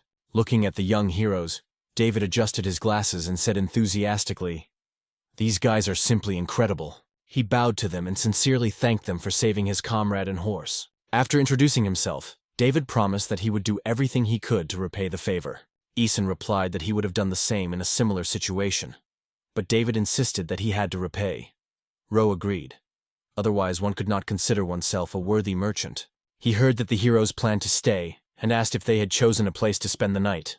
David said that he had already prepared an apartment for them on the main street, and everything was paid for. Ro praised David for his timely initiative. Ison thanked him and happily accepted the invitation. "It's not every day that you get a place like this. David was glad that everything had gone well. Ro was also pleased, but David felt that this was not enough to show his gratitude for saving his life.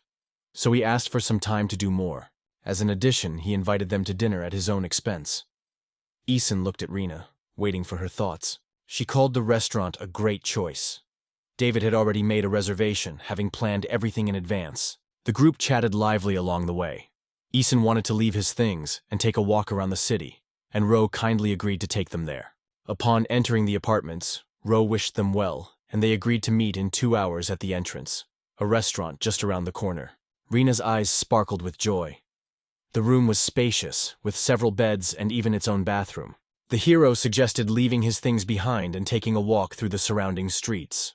They went for an evening walk through the bustling city, which was alive even after sunset. Eason smiled. The city was bright and bustling even at night. Rena noticed something interesting and asked him to pay attention. She pointed to a juice stand. The city accepted fruit from different regions, so it was worth trying a mix. The hero was delighted and wanted juice too. Seeing the old watchtower, which was now open to the public, Eason suggested they climb it. Rena agreed with enthusiasm. At the top, a night view of the city opened up before them. The hero was amazed. The city had become much larger than he remembered. And then Rena understood why the teacher had looked at the map so surprised earlier. He suggested they go down and take a walk through the new areas. Rose said that behind the walls there are now mostly residential and commercial districts. Everything is well organized. They reached a vacant lot that looked like an undeveloped area. There was a sign on the lawn. It read, "Caution, future development area, property of the city administration." The city seemed to be growing steadily. Eason was pleased to see the infrastructure developing with his own eyes. It felt worse from the students' letters. The teacher noticed his staff light up, and Rena wondered what it meant. It turned out that he had once left some of his magic somewhere nearby. They moved across the clearing toward the forest, and the staff glowed even brighter. It seemed that the source of magic was somewhere very close. The magic was stored in the tree. Eason removed the seal, and from the bright light came Ollie's energy, which entered his book. The hero acquired the skill of increasing magical power to level 2. He even forgot that he had once left it here. Previously he had tried to choose remote, deserted places to seal magic. He had no idea that Orions would grow so much. However, he was happy to see the fruits of his students' efforts and to accidentally stumble upon a magical shard. Rena joked that the teacher must have predicted everything. But Eason smiled and said it was just a nice coincidence. The hero suggested returning, and Rena noted that the time had really come. She remembered that Ro and a friend had mentioned a restaurant called the White Cat House, and that fascinated her. David invited them to eat and drink to their heart's content, all at his expense. He ordered the most popular dishes from the best restaurant in town. Eason thanked David, and Rena happily added that it was wonderful. In addition to the food, there were live performances, songs, dances, sometimes acrobats, and all of this was completely free. Ro explained that they had reserved a special table with a view not only of the stage, but also of the artists themselves. Asking for a favorite tune was also allowed. Eason realized that this was a truly special place. Today, a professional artist, who was proficient in theater and many instruments, was performing. The sounds of the violin marked the beginning of the performance. The musician was not yet visible, but Eason already liked her playing. The hero started eating and noted the wonderful taste. Rena also tasted it. The aroma of spices was incredible, and she wanted to know the recipe. David asked if she liked to cook. Rena said she liked to cook for the teacher, and Eason agreed. David was happy, because the cooks in town were the best. He wished them a good meal, and emphasized that the company wanted to thank them for their help. Eason was intrigued by the company's unusual name and inquired about its origins. Ro remembered that he and David had never told him that they were its founders.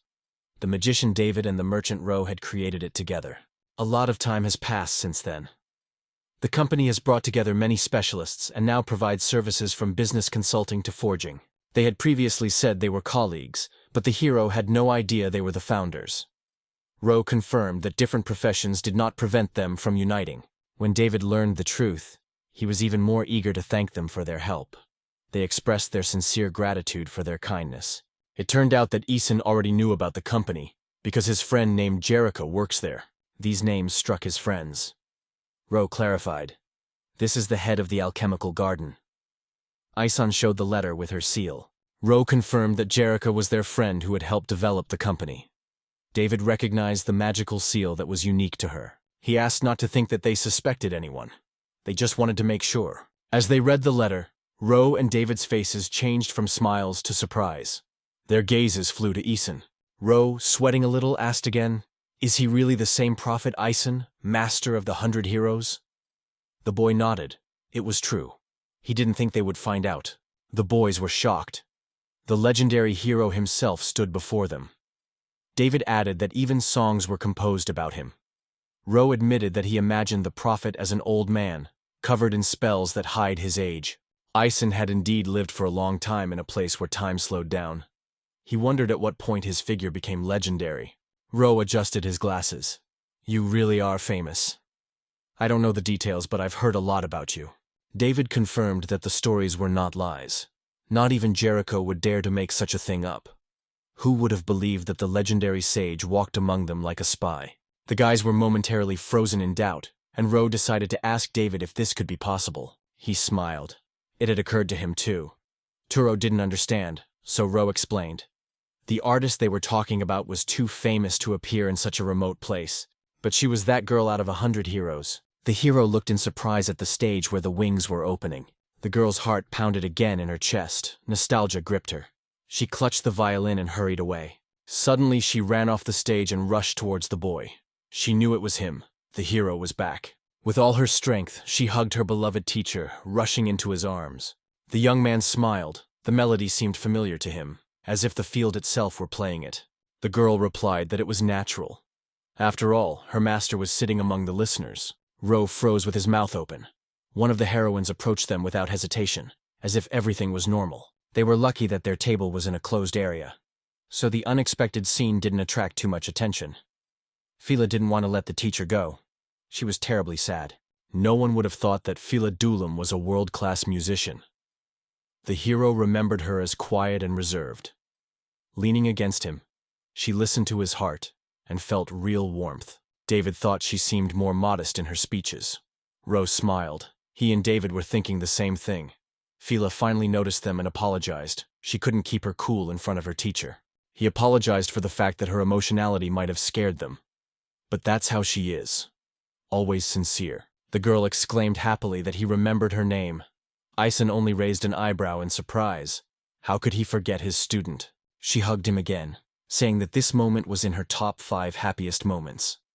Although the top 3, of course, were the days when he praised her. Rena hesitated, but still dared to ask the teacher. What was this enthusiastic girl's name?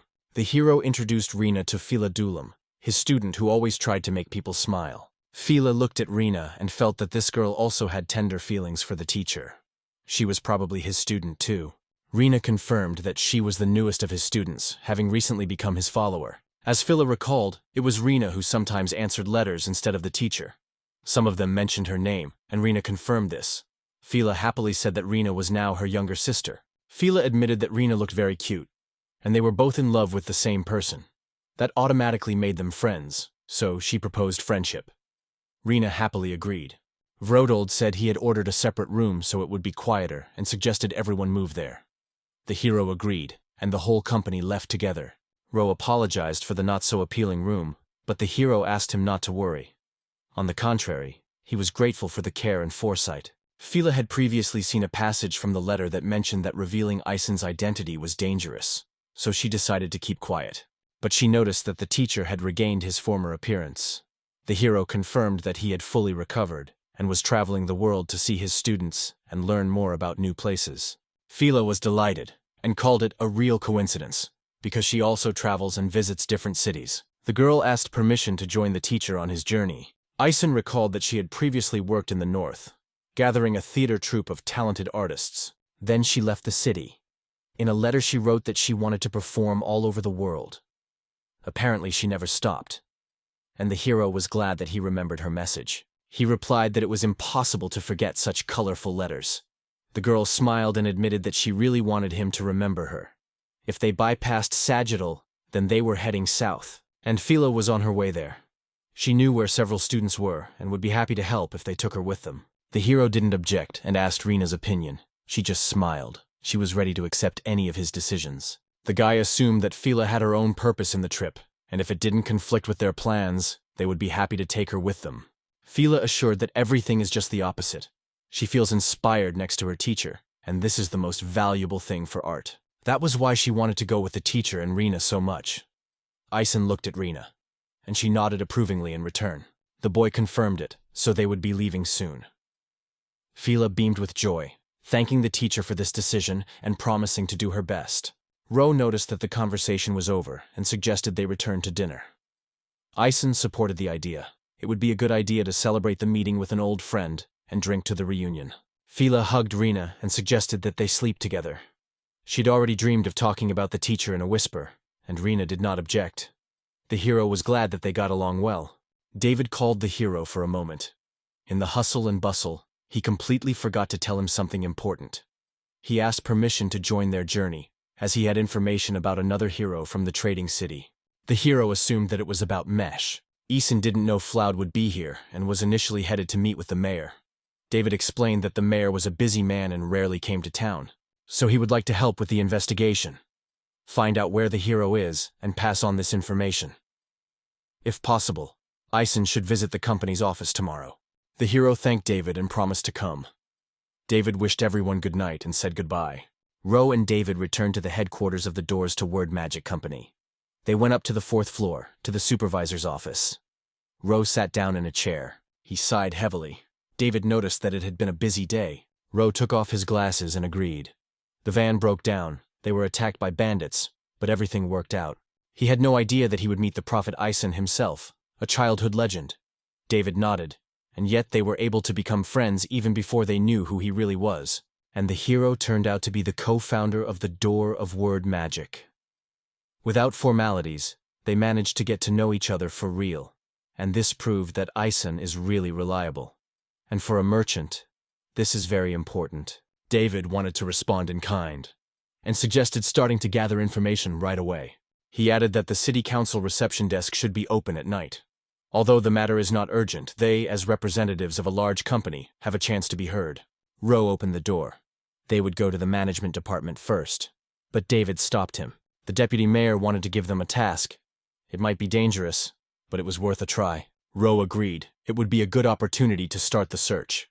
A generous dinner had given them strength, and the boys were ready to work all night. In the morning, the main character headed to the central office of the company, Doors to the Magic of Words.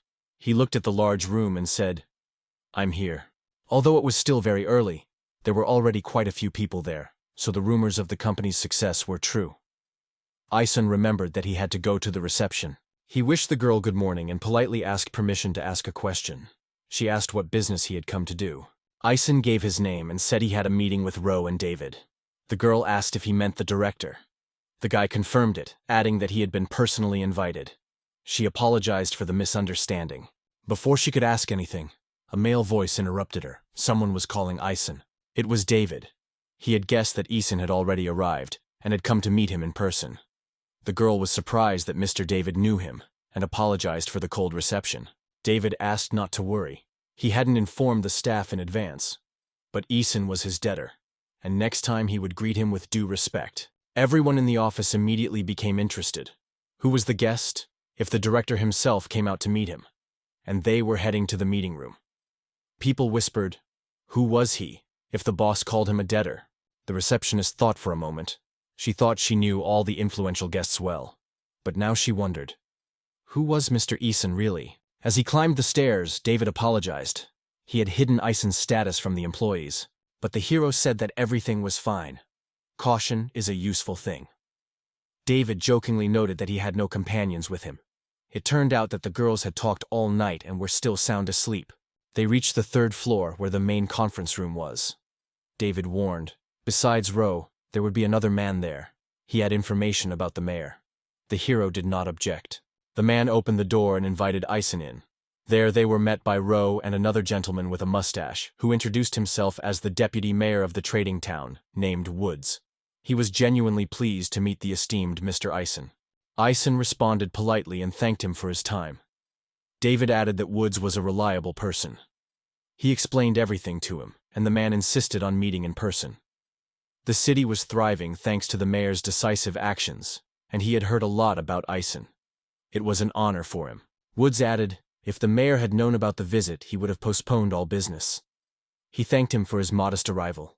The mayor always said that Ison cared about others. The hero blushed. He simply thought it would be better this way. The mayor was away right now. He had gone to a neighboring town and would be back in a week or two.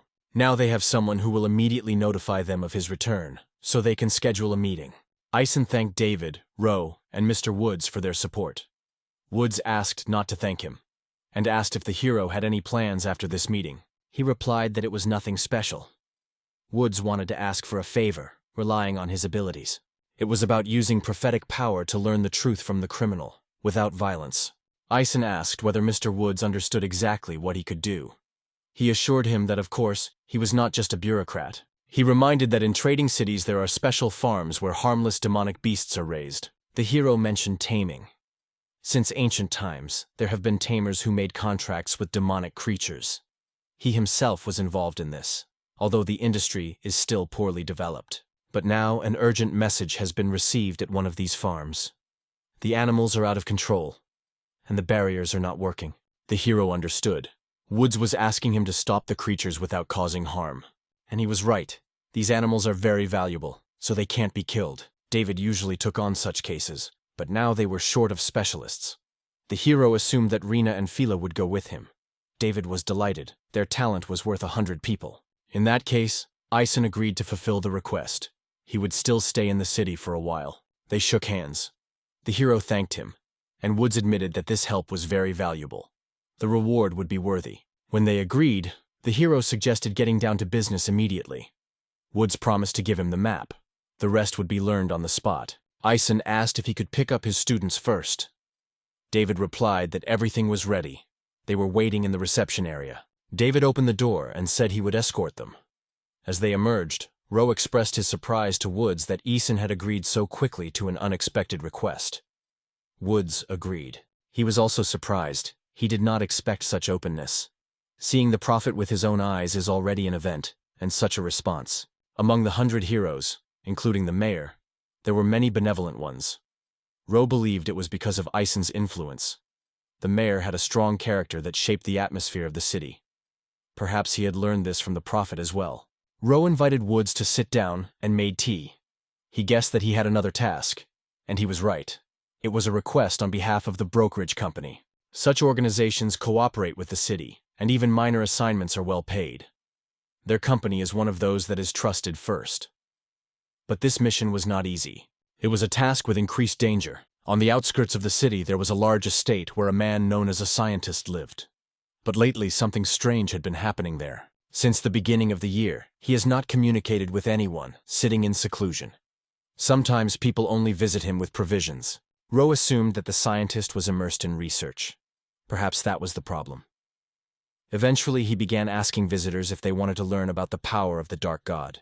Ro agreed. Nothing good would come of it. During the war, many sought to gain the power of the Dark God, and there are still secret orders that do this. Having received alarming information, the city wanted to immediately send soldiers. But after hearing the testimonies of frightened residents, it became clear. An open investigation would scare away anyone who might be connected to the order. So Woods asked Ro to conduct a secret investigation under the guise of delivering supplies. They had to infiltrate the estate and gather data. But this required a magician with a special gift. The ability to distinguish objects infected with evil energy. Only one had such a gift. The inhabitant of the ruins. It was about magic sight, an ability granted by the pink pupil. Thanks to it, he saw energy by color. This allowed him to detect evil forces in things, an extremely useful ability, and not just for trade. But even with that, it took a lot of concentration. If there was little evil energy, it was hard to detect.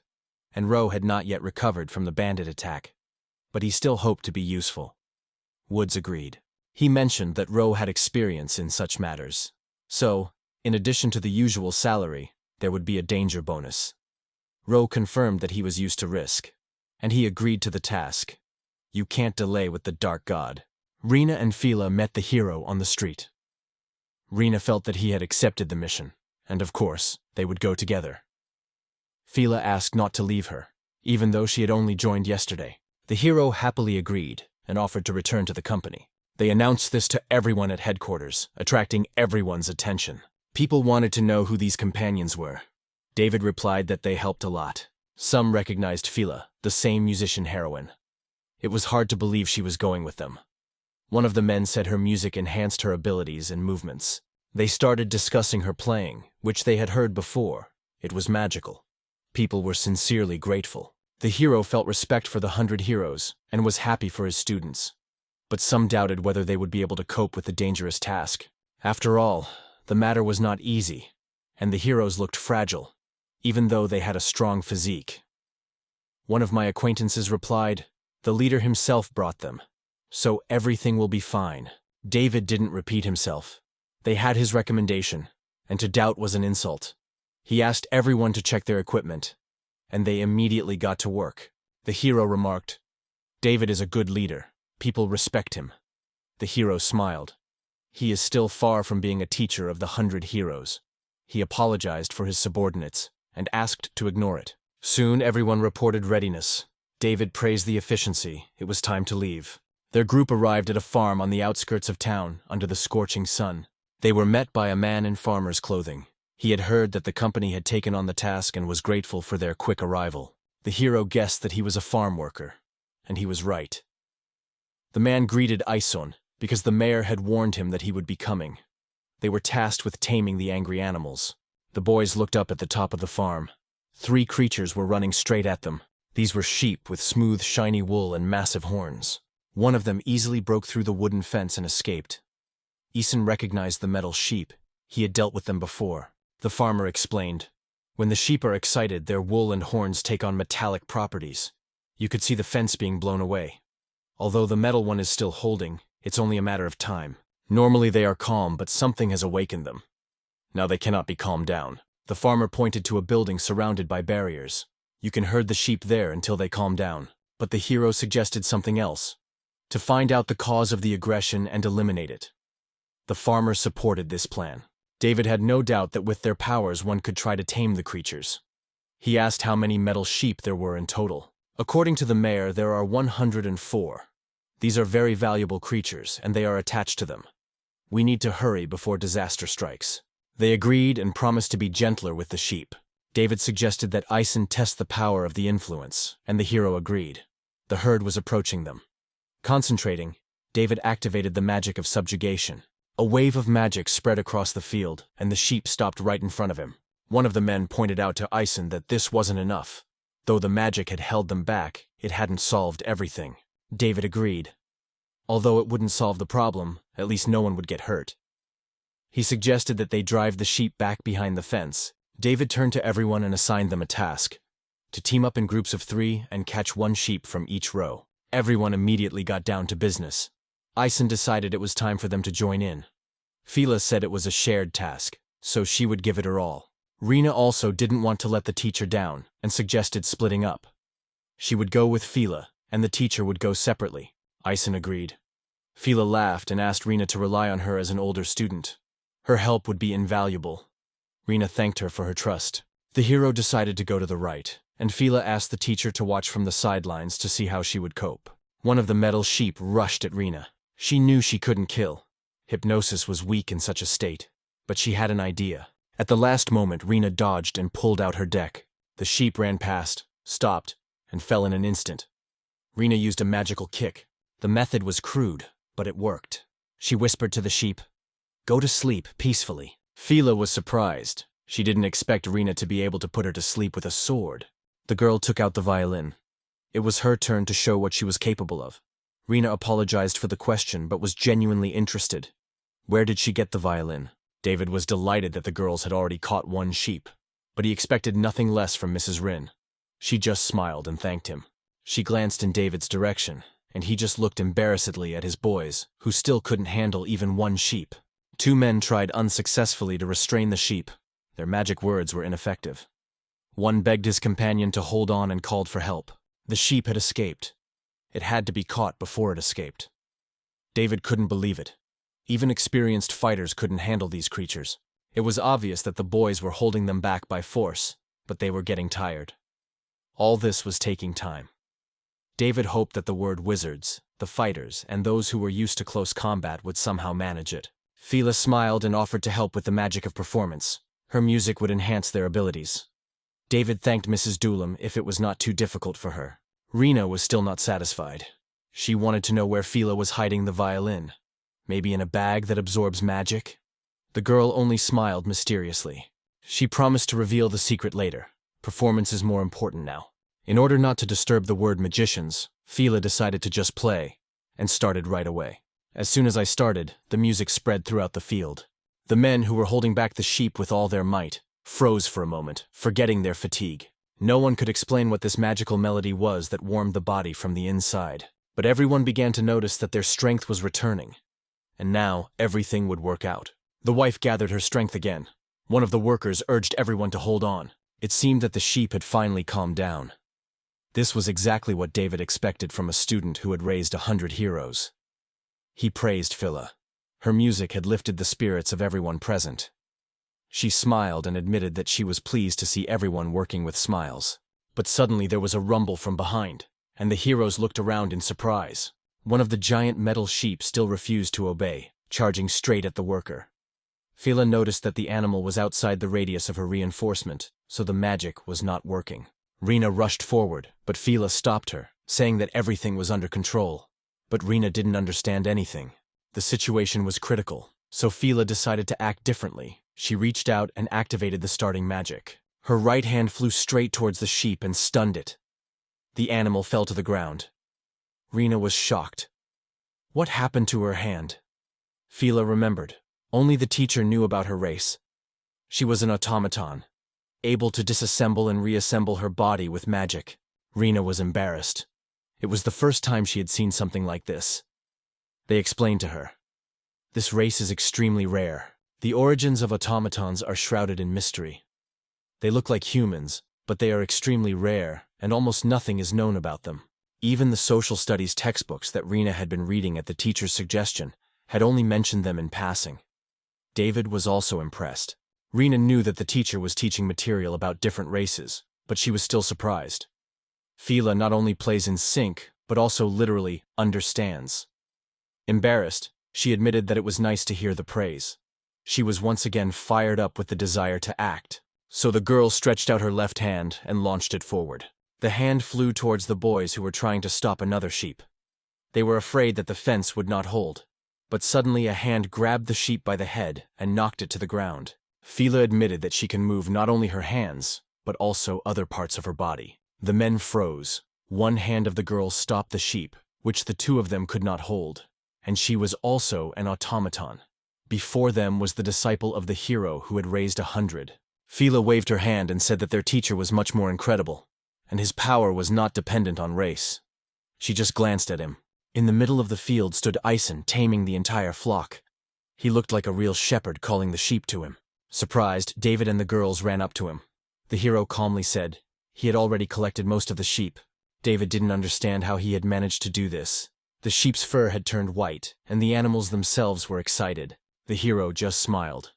I just talked to them. David didn't believe that words could calm them down. They were too excited. Their conversation was interrupted by the boys' screams. One of the rams broke free and charged straight at Ison. David recognized him as the leader, the strongest he had ever seen. He immediately warned the hero. He must flee. But Ison just smiled. I'll handle it.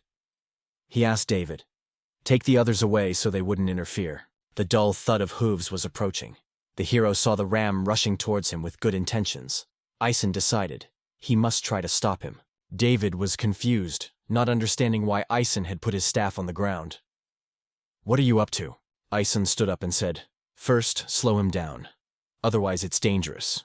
As the metal leader approached, the hero stretched his arms forward. He grabbed the ram by its massive horns and threw it over him. Ison smiled, looked at him and said, look at the blue sky, and gently laid him on his back. Everyone froze. David and the rest could not believe it. The hero had knocked over a metal ram that weighed no less than a whole ingot of Ingrid. It seems that the leader of the rams was not injured at all. He simply fell to the ground. David confirmed that the ram had simply flipped over, but had not sustained any damage. But Fela, approaching the stunned man, smiled. This was the master's fighting style. David laughed. Only when he saw it with his own eyes did he realize how scary it was. Even experienced warriors didn't have such movements. Fela said it was natural. After all, it was the master who taught them the martial art. She was sure that Rena had learned something from him too. Rena confirmed that she wanted to learn more, but so far Master Eisen had only taught her self-defense. David laughed nervously, imagining that her strikes were just defense. He looked with admiration at Eisen, the true teacher of heroes. Meanwhile, the hero turned to the entire herd, urging them to calm down. The animals looked at him with amazement. After all, he had defeated their leader. Eisen smiled gently. "Calm down, listen to me and stop." With these words, the hero unleashed the magic of words that enveloped the entire flock. The sheep froze, as if they were listening to him, and understanding. All the observers were shocked.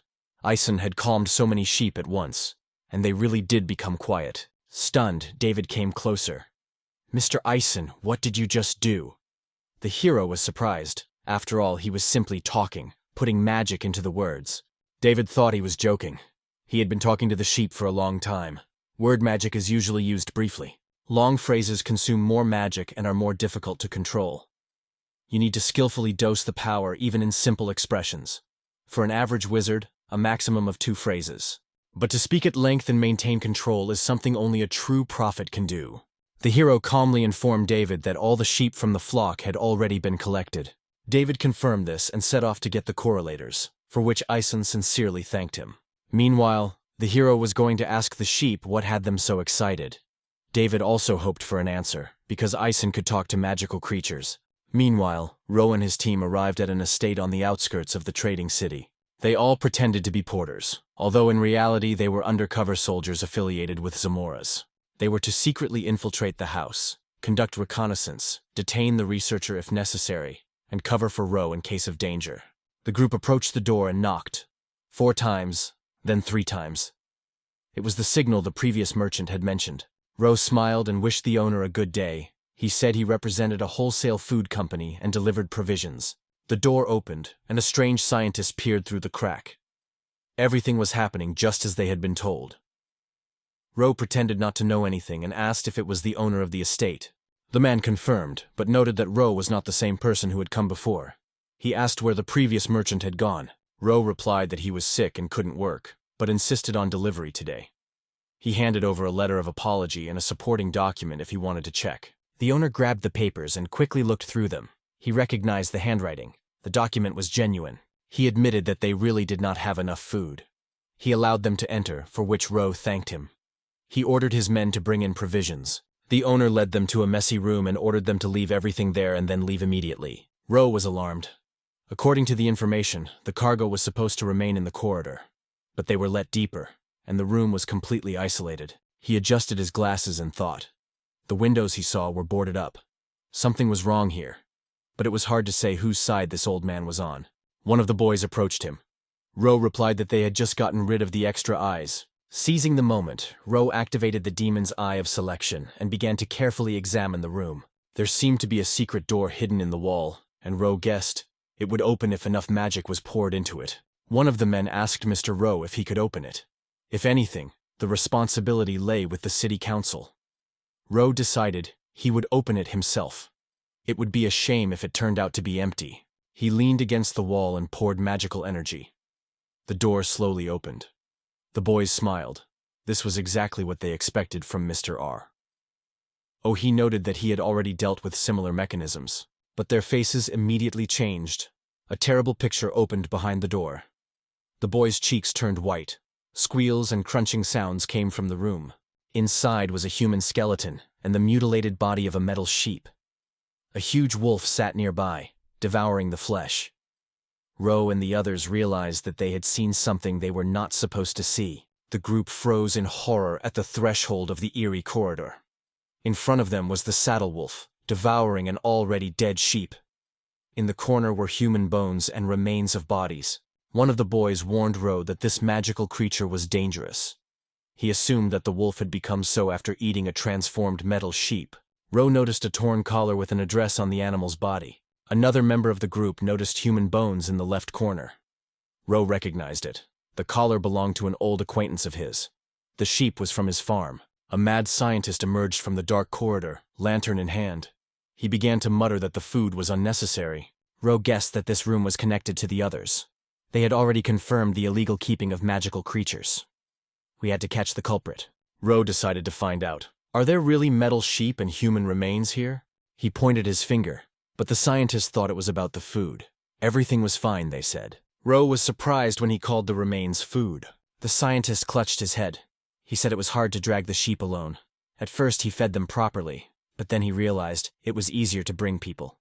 Problems with thinking were his main enemy. The group looked at him as if he were crazy. The scientist leaned over to his wolf, who was finishing off the sheep. With a mad gleam in his eyes, he said, "If there is no more food, there will not be enough mana for that sweet girl." And he ordered the wolf to devour the people.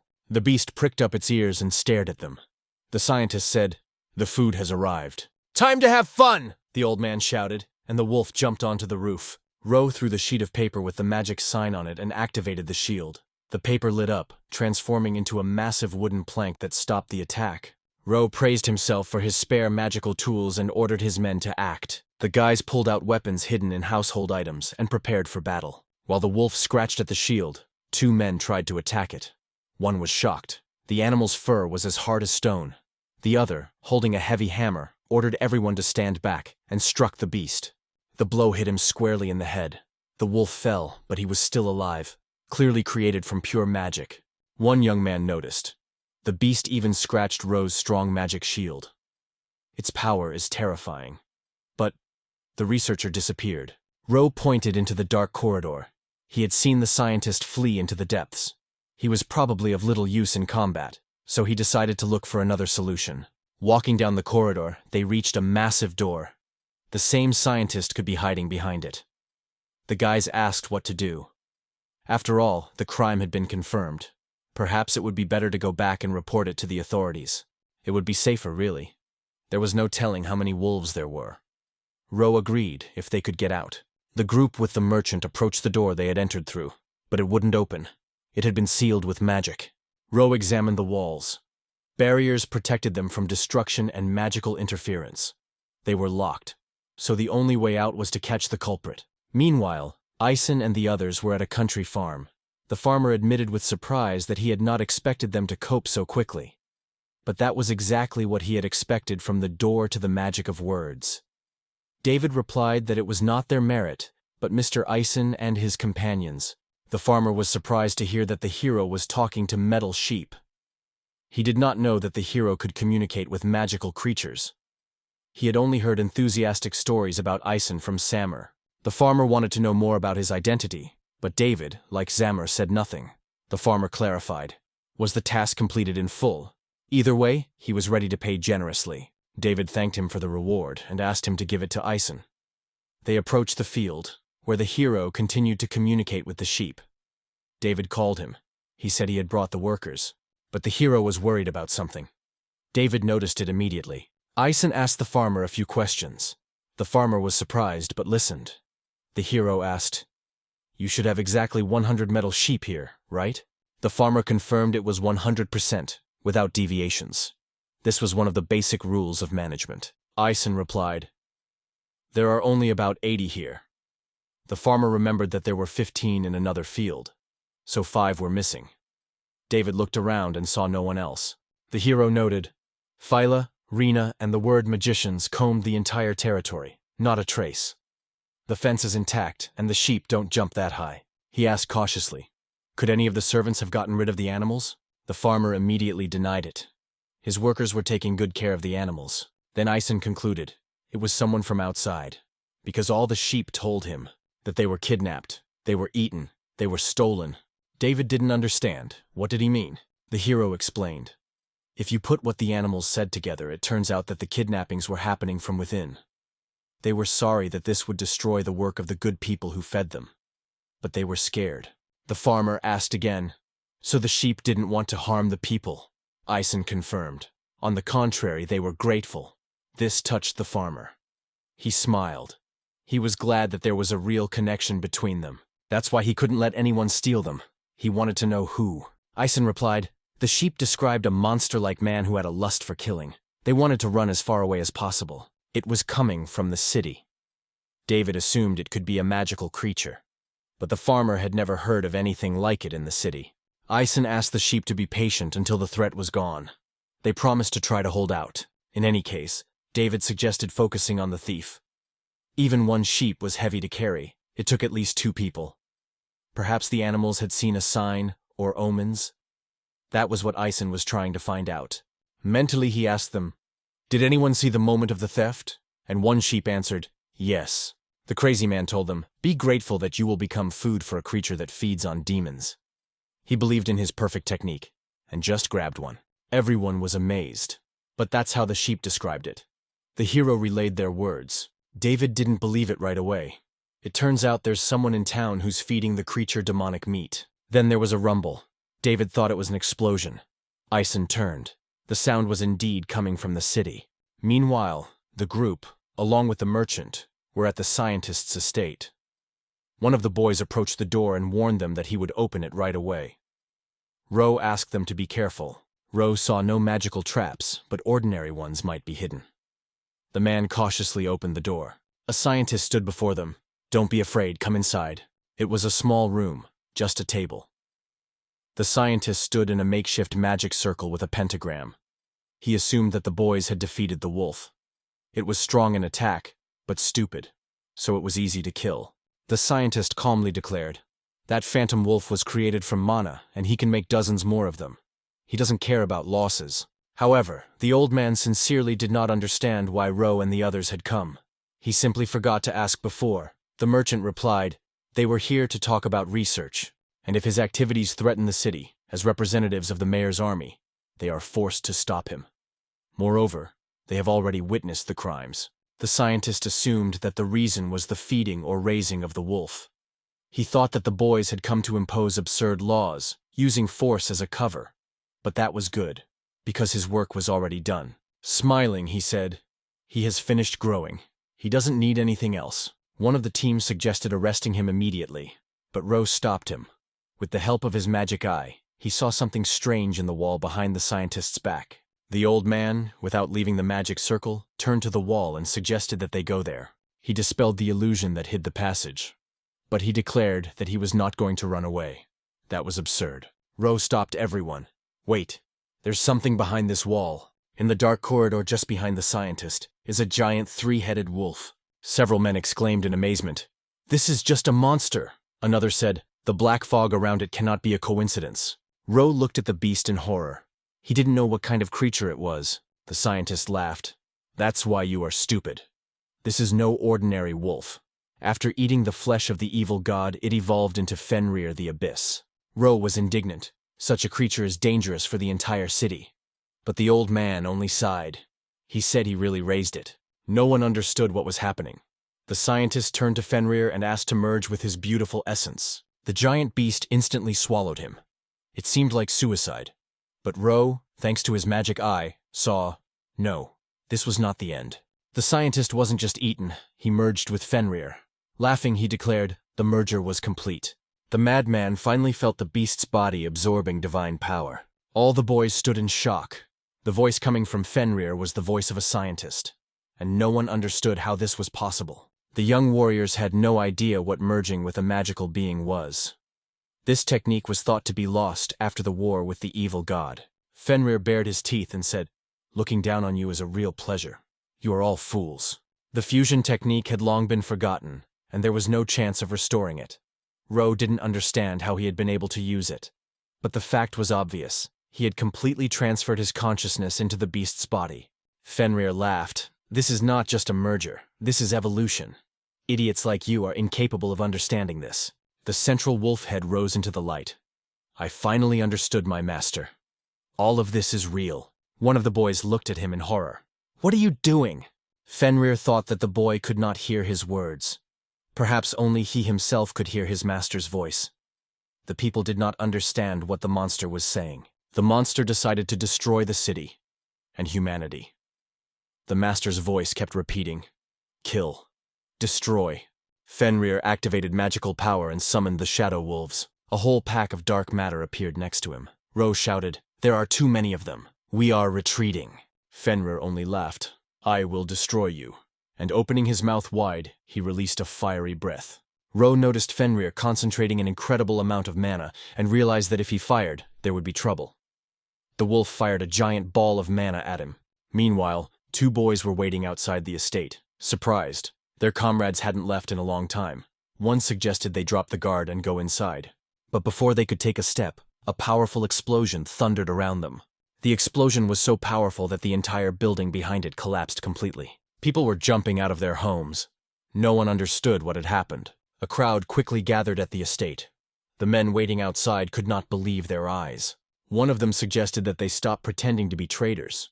It was time to take up arms. Ro, covered in charred remains, emerged from the burning house. One of the boys rushed to him and asked, "What happened there?" The frightened merchant warned, "A pack of magical wolves is approaching. The inhabitants must be evacuated immediately." But those present did not understand what he was talking about. Ro raised his hands and told the men to run. One of the men thanked him. If it weren't for him, they would all have died. Ro smiled awkwardly and remembered how he had activated the magic shield. Thanks to the sharp angle, the shield did not stop the blow, but reflected it back. One of the warriors suggested that Ro leave the battlefield, but he refused. Ro reminded him, it was the monster's breath. It completely ignored the protective magic of the walls. A real magic shield is needed. He adjusted his glasses and declared, "I will fight you." While the boys were discussing a plan of action, a pack of wolves appeared on the horizon, rapidly approaching. The man with the bandage shouted, "It's time to use the heavy weapons from the wagon," and ordered to split into pairs. Fenrirer himself appeared from the cloud of smoke. The giant beast clumsily climbed onto the roof of the burning estate and laughed. The scientist was not yet used to his new body. He simply couldn't feel some parts, but he liked this magnificent body. He threatened to erase everything, especially this miserable city created by humans. The first victims were to be those most prone to panic. The little wolves rushed at the fighters. The leader ordered them to hold out until reinforcements arrived. The guys agreed. They could win. But Fenrirer activated the Shadow Wolves' summoning technique again. Ro and the others were frightened. The beasts began to appear in every alley of the city. Fenrirer said, grinning, "I can summon a multitude of them. Show me how long you can last." Someone shouted, "The wolves are multiplying." Ro encouraged the team. All is not lost, and the guys picked him up. A huge pack rushed at them, and the battle flared up with renewed vigor. But fatigue was catching up with them more and more quickly. It seemed like only an hour had passed, but there was almost no strength left. The army was far away, and it was unknown when the end would come. Fenrirer attacked again, this time with a terrifying thunder breath. Ro managed to raise his shield, but the blow was so strong that it broke through the defenses and struck everyone with lightning. The man next to Ro rushed towards him. He adjusted his glasses and replied, "It only hit a little." But the magic was too strong. He saw the mana gathering again in Fenrir's mouth. The problem was that the merchant only had 2 spells left. The situation was rapidly deteriorating. Ro began to lose strength and fell to the ground. One of the warriors ran up to him and begged him to hold on. He was not a warrior. But Ro understood. If he gave up now, who would he become later? Just before their eyes, someone was trying to destroy the city, their home, their lives. Ro looked at the man and said he loved this city, which means he will spare no effort to fight for him until the very end. Fenrirer felt that everything was going great. He was almost used to his new body. And he ordered the pack to finish this game. He glared at the Shadow Wolves. It was time to act seriously, all together now. The pack rushed at the people with renewed strength, and Fenrirer himself jumped onto the roof again, looking around. Ro raised his head. He could see that the wolf scientist was plotting something. He understood. He wanted to let out the breath from both heads at once, and all over the city. The merchant threw 2 sheets of paper with magic seals into the air. They flew in different directions. Fenrirer smiled slyly and released Ice Breath and Thunder Breath at once. It was too powerful. Ro barely held his shields, but Fenrirer looked down and said, "You're trying in vain." Ro was almost happy that he had saved the city, when suddenly the body of a wounded wolf fell on him. He didn't expect the blow. He fell, and as soon as he got up, another one jumped on him. At that moment, the merchant realized that there was no more defense, but he gritted his teeth and prepared to fight. He clenched his fist and shouted that he would fight to the end. Someone's voice called these words revolutionary, and at that very moment, Ison appeared behind him and struck the wolf with his staff. Ro looked up in surprise. He hadn't expected to see Ison here. His team arrived with him. The girls also arrived on time. Fenrirer immediately noticed the reinforcements. Ison helped Ro to his feet, and Ro thanked him. Ison smiled. Someone really asked to save him first. Ro looked back and saw David running towards them at full speed. He was glad they had arrived in time, but Ro didn't understand why they were here. David explained. As soon as he felt something strange, he immediately turned back. and in the battle he heard Mr. Ison's voice. Ison asked if Ro could explain what was happening. But Ro didn't know where to start. He tried. It turned out that there lived a scientist who studied divine evil and raised a huge evil wolf. Then the wolf ate him and merged with him. Ison and David exchanged glances. They had yet to find such a dangerous criminal. And Fenrirer himself didn't understand why he was so uncomfortable looking at Ison. When everything fell into place, the hero announced the plan. Ro and the warriors would retreat, and he would take on Fenrirer. Fela asked to leave it to her, and Renee supported her. They would cover the retreat. Ison agreed. How it will all end, in peace or death, no one knows. But he will fight for this city to the last. Rin approached the group and asked everyone to stand back. They would handle it themselves. The man was confused. He didn't want to run away from the battlefield. Meanwhile, Fenrirer ordered the pack to attack to prevent them from escaping. The girl quickly prepared for battle, and Fela, who was standing nearby, asked Rin to take the people to a safe place. She would deal with the wolves herself. Fela added, if they interfere with the master's plan, she will not tolerate it. Rin did not understand how this violin would help in the battle, since the wolves were already very close. But Fela just smiled. The violin is not an instrument at all. She swung it, and with one blow she tore the wolf apart. Fela didn't want to get it dirty, because she usually uses it as a bow. In her hands, it turned out to be a rapier, which only looked like a violin bow. She picked up the instrument and commanded the orchestra to unfold in a magical form. The violin lit up and began to change. It transformed into a cannon that covered Fela's entire arm. Rin was shocked. She recreated the weapon on the spot. Fela explained, it's simple. She's an automaton, and her body is covered in hidden weapons. As the wolves approached, Fela unleashed a volley of magical fire, destroying several of them at once with one blow. Rin exclaimed with delight that this was incredible. Fela agreed, though she admitted that people don't like this ability, so she disguises it as a tool. But how does Rin feel about knowing her secret? Looking at her seriously, Fela asked, is this scary? The girl lowered her eyes, hesitating, and then she looked at it with a twinkle in her eye. It was incredibly cool. Fela was surprised by this answer, because another of her students had said the same thing, and she was also happy to receive praise from the master. It gave her the strength to protect others. Rin remembered Sensei's words. Everything comes true. Fela was glad that the teacher had paid attention to her, even patted her on the head. These were not the grandest words, but they were also valuable if they helped protect people's smiles. She raised her hand. Time to continue. This is a technique from her orchestra. And she ordered the wolves to listen. Then she fired. At this time, Ison was standing on the roof with the three-headed Fenrirer. The monster called him a fool. A voice in his head said, Ison is one of those who once destroyed their lord and drove out the gods. Fenrirer realized that it was Prophet Ison standing before him. The latter replied that he had never met them. But the monster felt the master's hatred in his blood and flesh, and decided to devour him. Fenrirer attacked with a formidable thunder breath. Ison gritted his teeth. He didn't want to see this city destroyed again. He raised his staff and ordered it to absorb the blow. Then he commanded the energy to be released in response, like the roar of a beast. The staff flared up, and Fenrirer only sneered. But to the monster's surprise, nothing broke. The staff absorbed everything, and Ison didn't even move. Fenrirer could not understand how the hero could withstand this. Ison said, "This is a special weapon, the best of its kind." He looked at the shining staff. It allowed him to see the essence of things and responded to the desire to protect the city. Fenrirer didn't see anything special in this, so he rushed at Ison, claws bared. The attack was too slow. Ison easily dodged, and in his other hand, the sword was already shining. Fenrirer exclaimed that it was useless. He had divine power, and Ison was just a weakling. Fenrirer grinned. "Don't think you can kill me with an ordinary blade." But the hero had no intention of cutting it. In the war, he had fought such creatures until his heart stopped. Fenrirer opened his mouth, tried to swallow this blow, but Ison disappeared in an instant, leaving the wolf in amazement. No one noticed how the hero suddenly appeared and punched the attacking head right in the face. Fenrir's body sparked. One of his heads exploded. Ison coldly advised, "It's better to keep quiet if you don't know what to say." Fenrirer exploded in rage.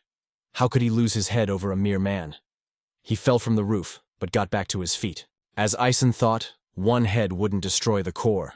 A normal Fenrirer would have been defeated. Deep within the beast's mouth, a dark sphere glowed, a core. There was one in each head. Ison jumped in front of the monster. He knew that until he destroyed all the cores, his body would regenerate. Fenrirer let out an icy breath. The hero dodged, but the other head struck again with flames. The longer the battle lasted, the more the city was destroyed. Ison decided to end it as soon as possible. Hitting 2 cores at once was the best option. The decision was made. Ison aimed his blade at the infernal Fenrirer. "These are your last words, beast." He turned to his body, become faster, stronger. He was gathering strength for the decisive blow. Flames enveloped the hero, and he rushed at Fenrirer. Fenrirer responded with a double attack from both heads, but the 2 attacks did not reach the target. The flame and cold passed by. Fenrirer understood. The blue flame was dissipating his breath. Ison explained, "This flame is created by mana and magic. It is real. And it's not just for protection." He turned to the flame. "Shine and pierce the enemies." Ison walked through fire and ice, approaching the beast.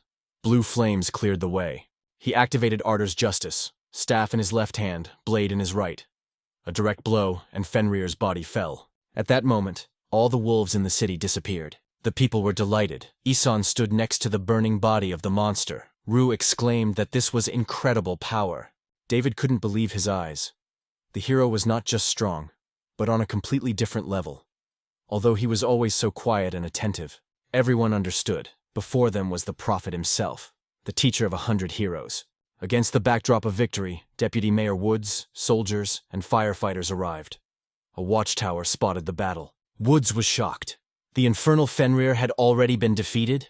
After the explanation, the boys received a reward and sincere recognition. Woods thanked the hero for saving the city. An official award ceremony was held that same day. Ison and the team received their merits. And in the evening, to celebrate the victory and the completion of the mission, a festive banquet was organized in Katadama. Ison relied on what he heard. It was a report of a search of the researcher's home. Almost all the documents were burned. Only 5 metal collars were found. Thus ended the metal sheep case, and everyone was immersed in celebration. After that, the heroes helped rebuild the city. The days in the trading city passed unnoticed. The mayor was supposed to return on the eve of training. Suddenly there was a knock on the door. Ison went out to answer it. The messenger sincerely apologized to the master. He brought news of the mayor's schedule change. Ison realized that his return was delayed. One of the chief's messengers had reported that the conference in the nearby magical city had been postponed. The mayor will be staying for a few more days. Woods apologized, but Ison just smiled. There was nothing to apologize for. But the hero began to suspect that changes in the schedule could create new problems. The appearance of a magical beast during the mayor's absence could cause panic if outsiders found out about it. Ison offered to go to the magical city himself and give him this important information.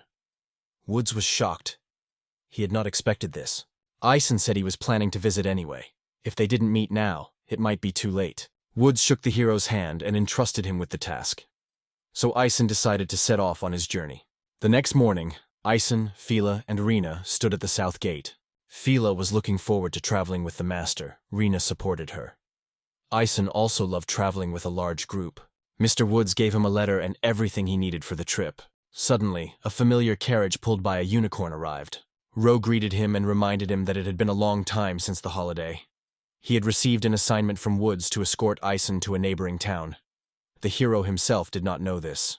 It was a volunteer, familiar with the situation, who agreed to accompany. Merchant Ro himself volunteered to help. He said he didn't want to be someone who evaded taxes, and that Ison had saved him more than once. As a member of the Katadama Guild, he wanted to be useful. The hero saw his sincerity and thanked him. Ro replied that Ison was the most caring person he had ever met. Ro gestured for everyone to get into the carriage. This time it was a comfortable one. Inside, there was coziness and luxury. Fela smiled. It's been a long time since she traveled with conversations and fun.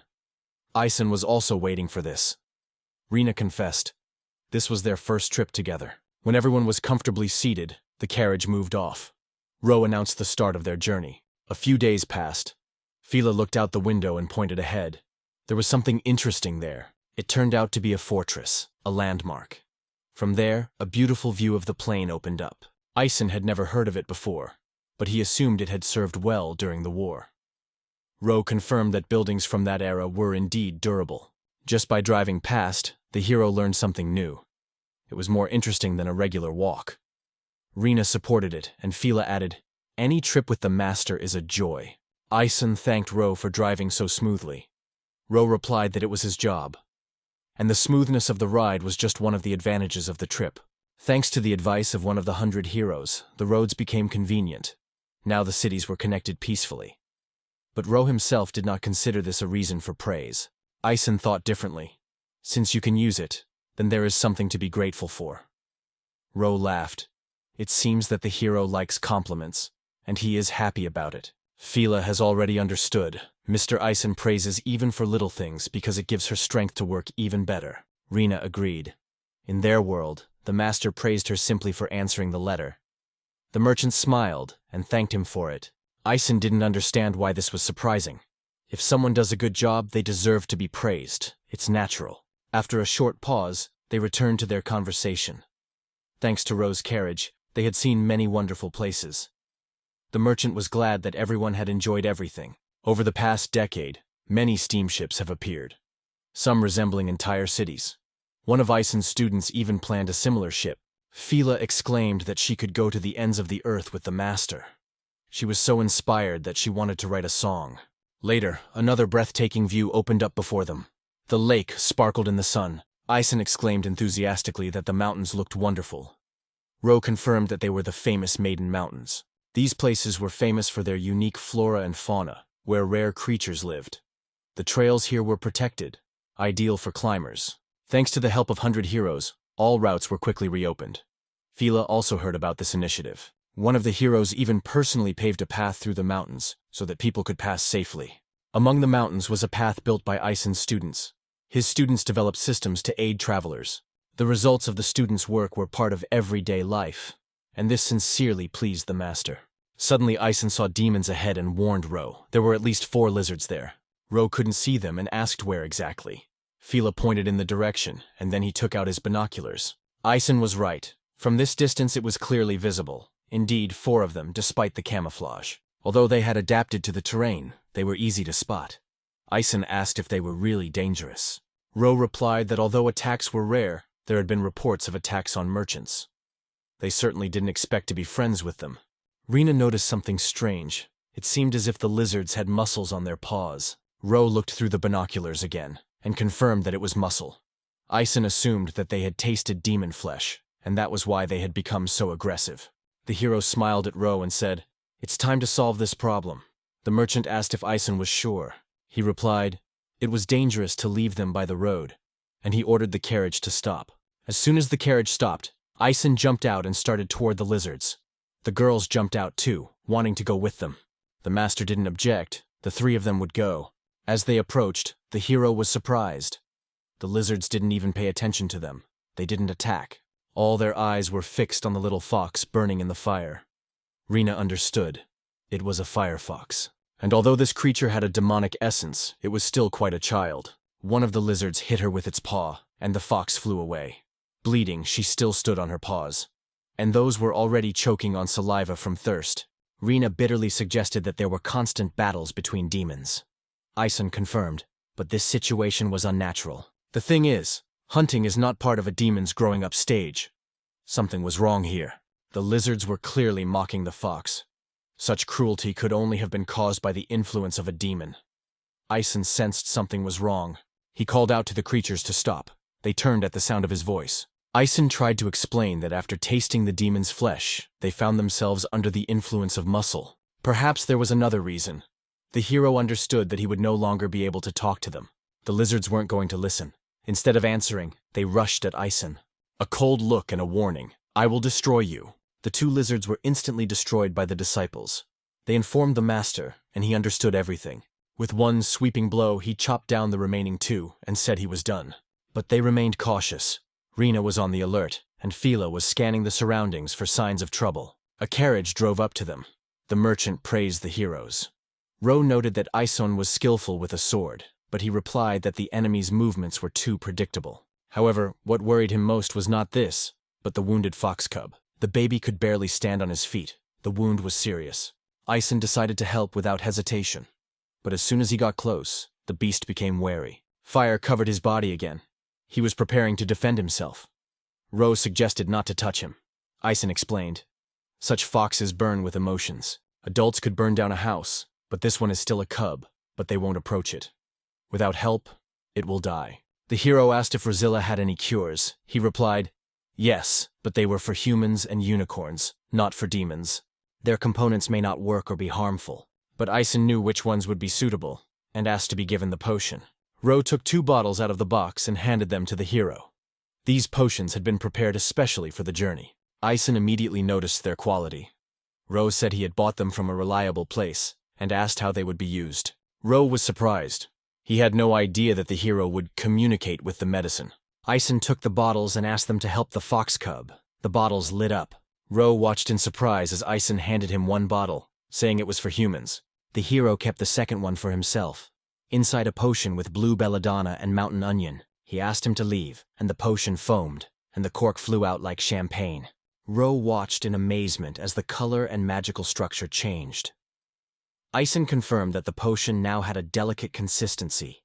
It was a real healing potion, created with good intentions. The hero thanked him.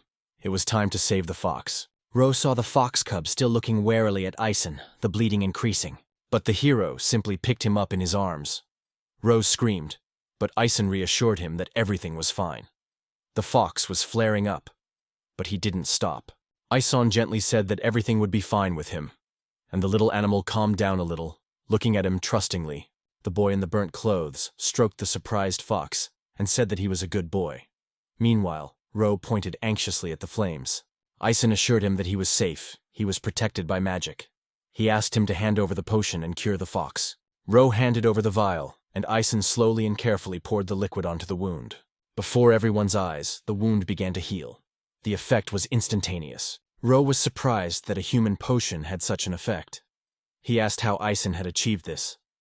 Ison replied that it was by accident. He simply combined the ingredients that were suitable for firefoxes, and the potion seemed to know how to act on its own.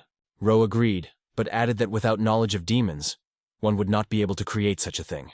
Ison admitted that he had once had the honor of studying under the disciples of the beast healer. Ro was amazed. But Ison modestly asked not to exaggerate. He was far from a master. Then he suggested examining the fox's skin.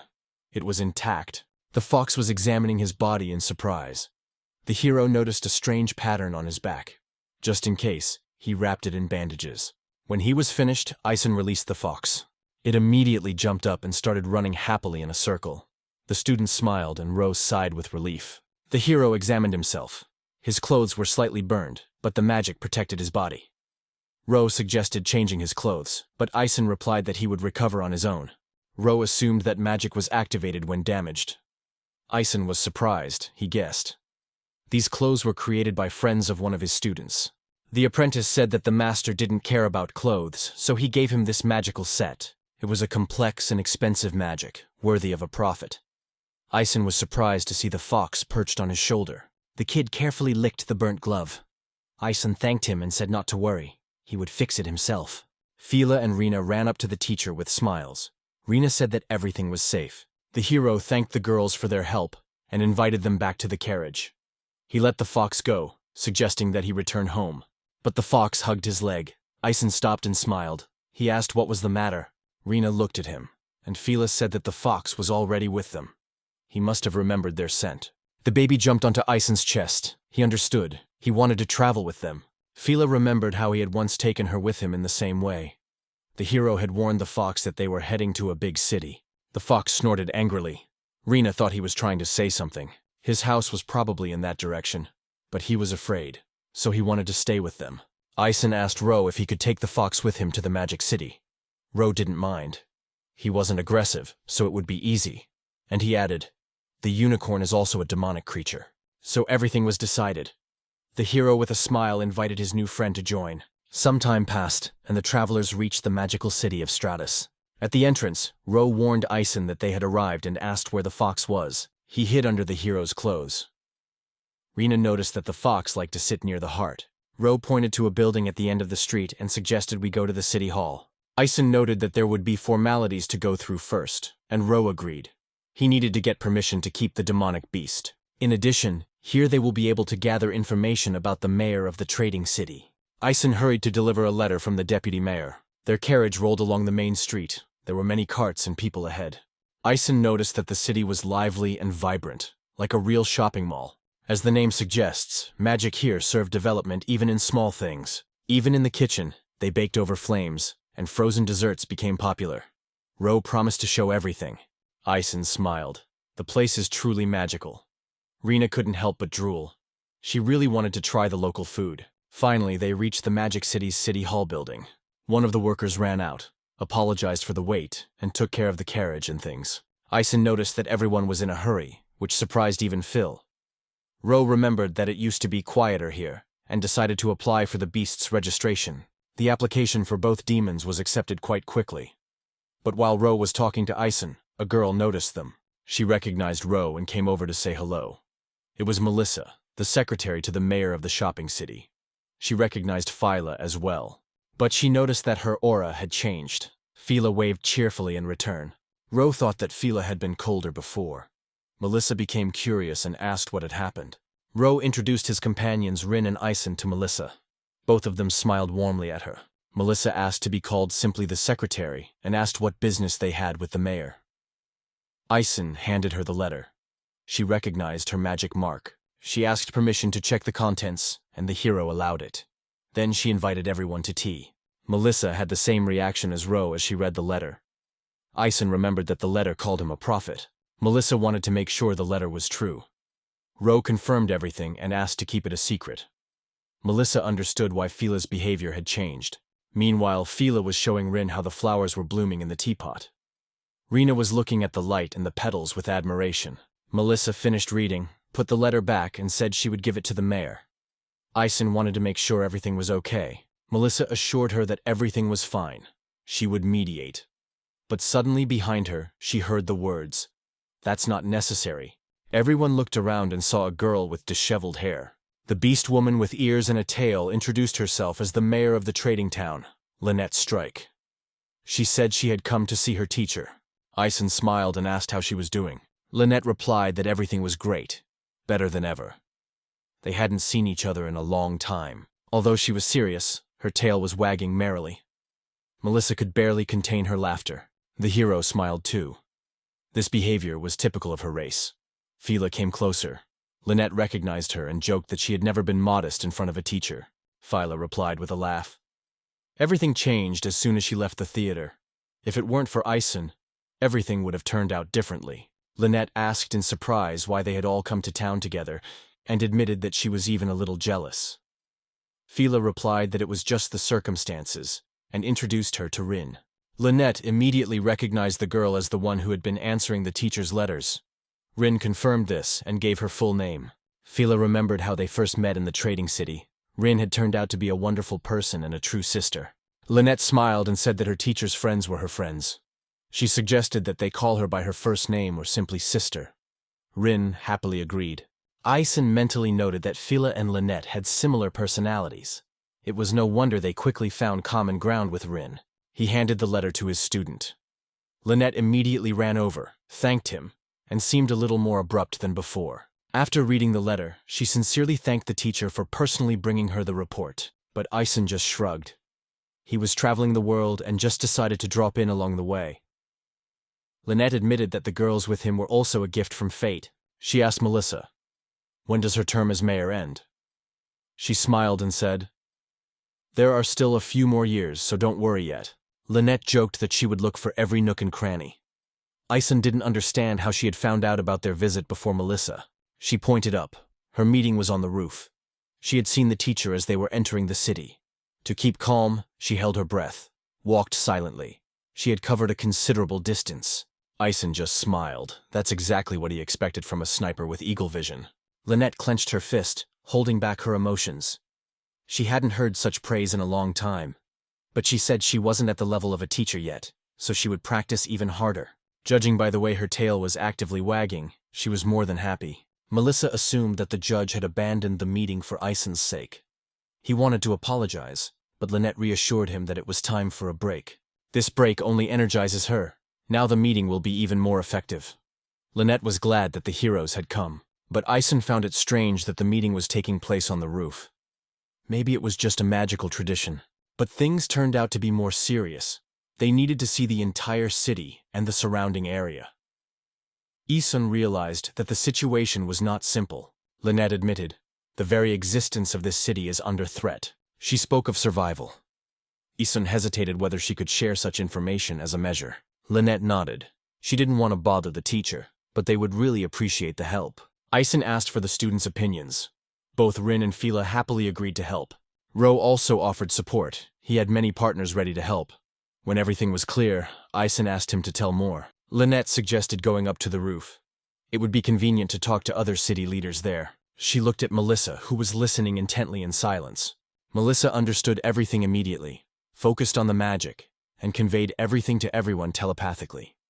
They were allowed to join the meeting. Isun was impressed. Even as a secretary, Melissa was adept at negotiating through telepathy. She gestured for them to come in and led them to the roof. Other representatives of the cities were already waiting for them on the roof. They recognized the great hero Isun and were honored by his visit. The young man introduced himself. Shard, the leader of the Magic City. He thanked them for their willingness to cooperate. Everything had already been handed over to him. Isun replied with a smile that he was also glad to meet you. But he still didn't understand what was happening, and asked to explain the situation. Shard smiled and invited everyone to the table. There was a long story ahead. When everyone was seated, Shard began. It all started recently, when a pillar of fire rose above Maddox volcano to the east. He pointed to the mountains in the distance. Fela assumed it was a popular tourist route, but Shard reminded her that it was an active volcano. Although no ash was visible, the cause could have been related to the mistress of the mountains, the Empress, at least that's what was believed. Rin was shocked. She didn't know that the mistress of the mountains really existed. The demoness had lived there for many years, and had her own history. Ro confirmed Shard's words. Thanks to her, the number of demons in the mountains did not increase. The Empress was intelligent and understood human language. She had had good relations with the city for many generations. But something had changed recently. Shard suggested that the Pillar of Fire was her magic, very similar to Kitsunebu. As the explorers climbed the mountains, a voice from the darkness asked them not to come any closer. It was filled with rage. They felt the heat, the danger, and couldn't move forward. Isun asked what happened next. Climbing the mountain was banned, and that was right. The fire grew stronger every day, the heat even reaching the city. Danger gripped the mountain. It was no longer possible to reach the Empress's palace, and the situation was becoming critical. Shard worried that the lava would soon reach the city. Magic had limits, and they were becoming increasingly difficult to contain. Lynette grabbed the bow and explained, that's why they called the heroes. Soon the city would be simply dangerous. Isun guessed that he had a real sniper in front of him again. He smiled. With such an arrow, she could even reach a volcano. Shard confirmed. Her arrows were infused with frost magic. If the lava flowed, they would simply freeze it. You can also knock down hot debris. Isun was impressed, although he did not doubt Lynette's skill. In case of the Empress's fury, they planned to use tranquilizers, or, in extreme cases, deadly arrows. That's why they gathered everyone. Isun understood.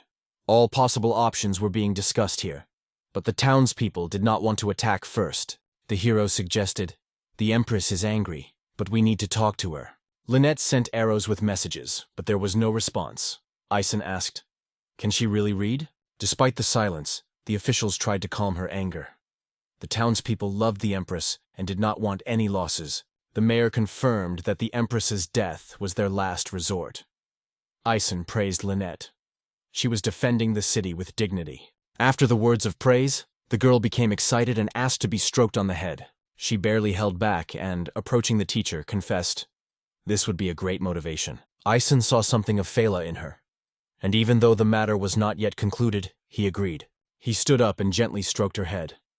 Melissa smiled, Lynette's tail wagging in all directions. It was the first time the people on the roof had seen the mayor like this. Fela whispered, and all this right in front of the secretary's eyes. Rin was surprised at how openly Lynette expressed her emotions. She had been difficult to understand in her letters, but now everything was clear.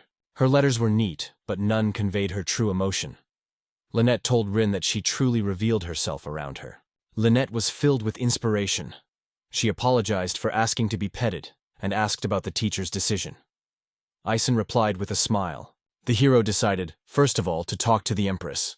If he was lucky, he would be able to find out the truth directly. Everyone was stunned.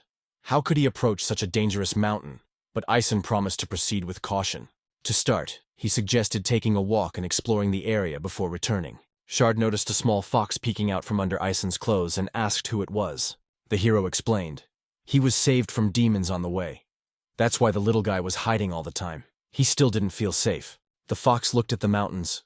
Perhaps that was where his home was. Ison suspected that he had seen something. The kid sighed wearily. The hero warned him that it was dangerous, but he was willing to take the risk for the sake of the truth. Ison told Shard that he would head to the mountains to check on the Empress's condition and find the fox cub's home. Shard wanted to make sure of the hero's intentions and decided to join in. Thus, a new research group was assembled. Ison didn't mind. Shard's help would be useful. Shard was happy and promised to do everything in his power. Shard was grateful to the hero for his courage. And to avoid conflict with the Empress, he offered cooperation. Ison accepted. The group set off.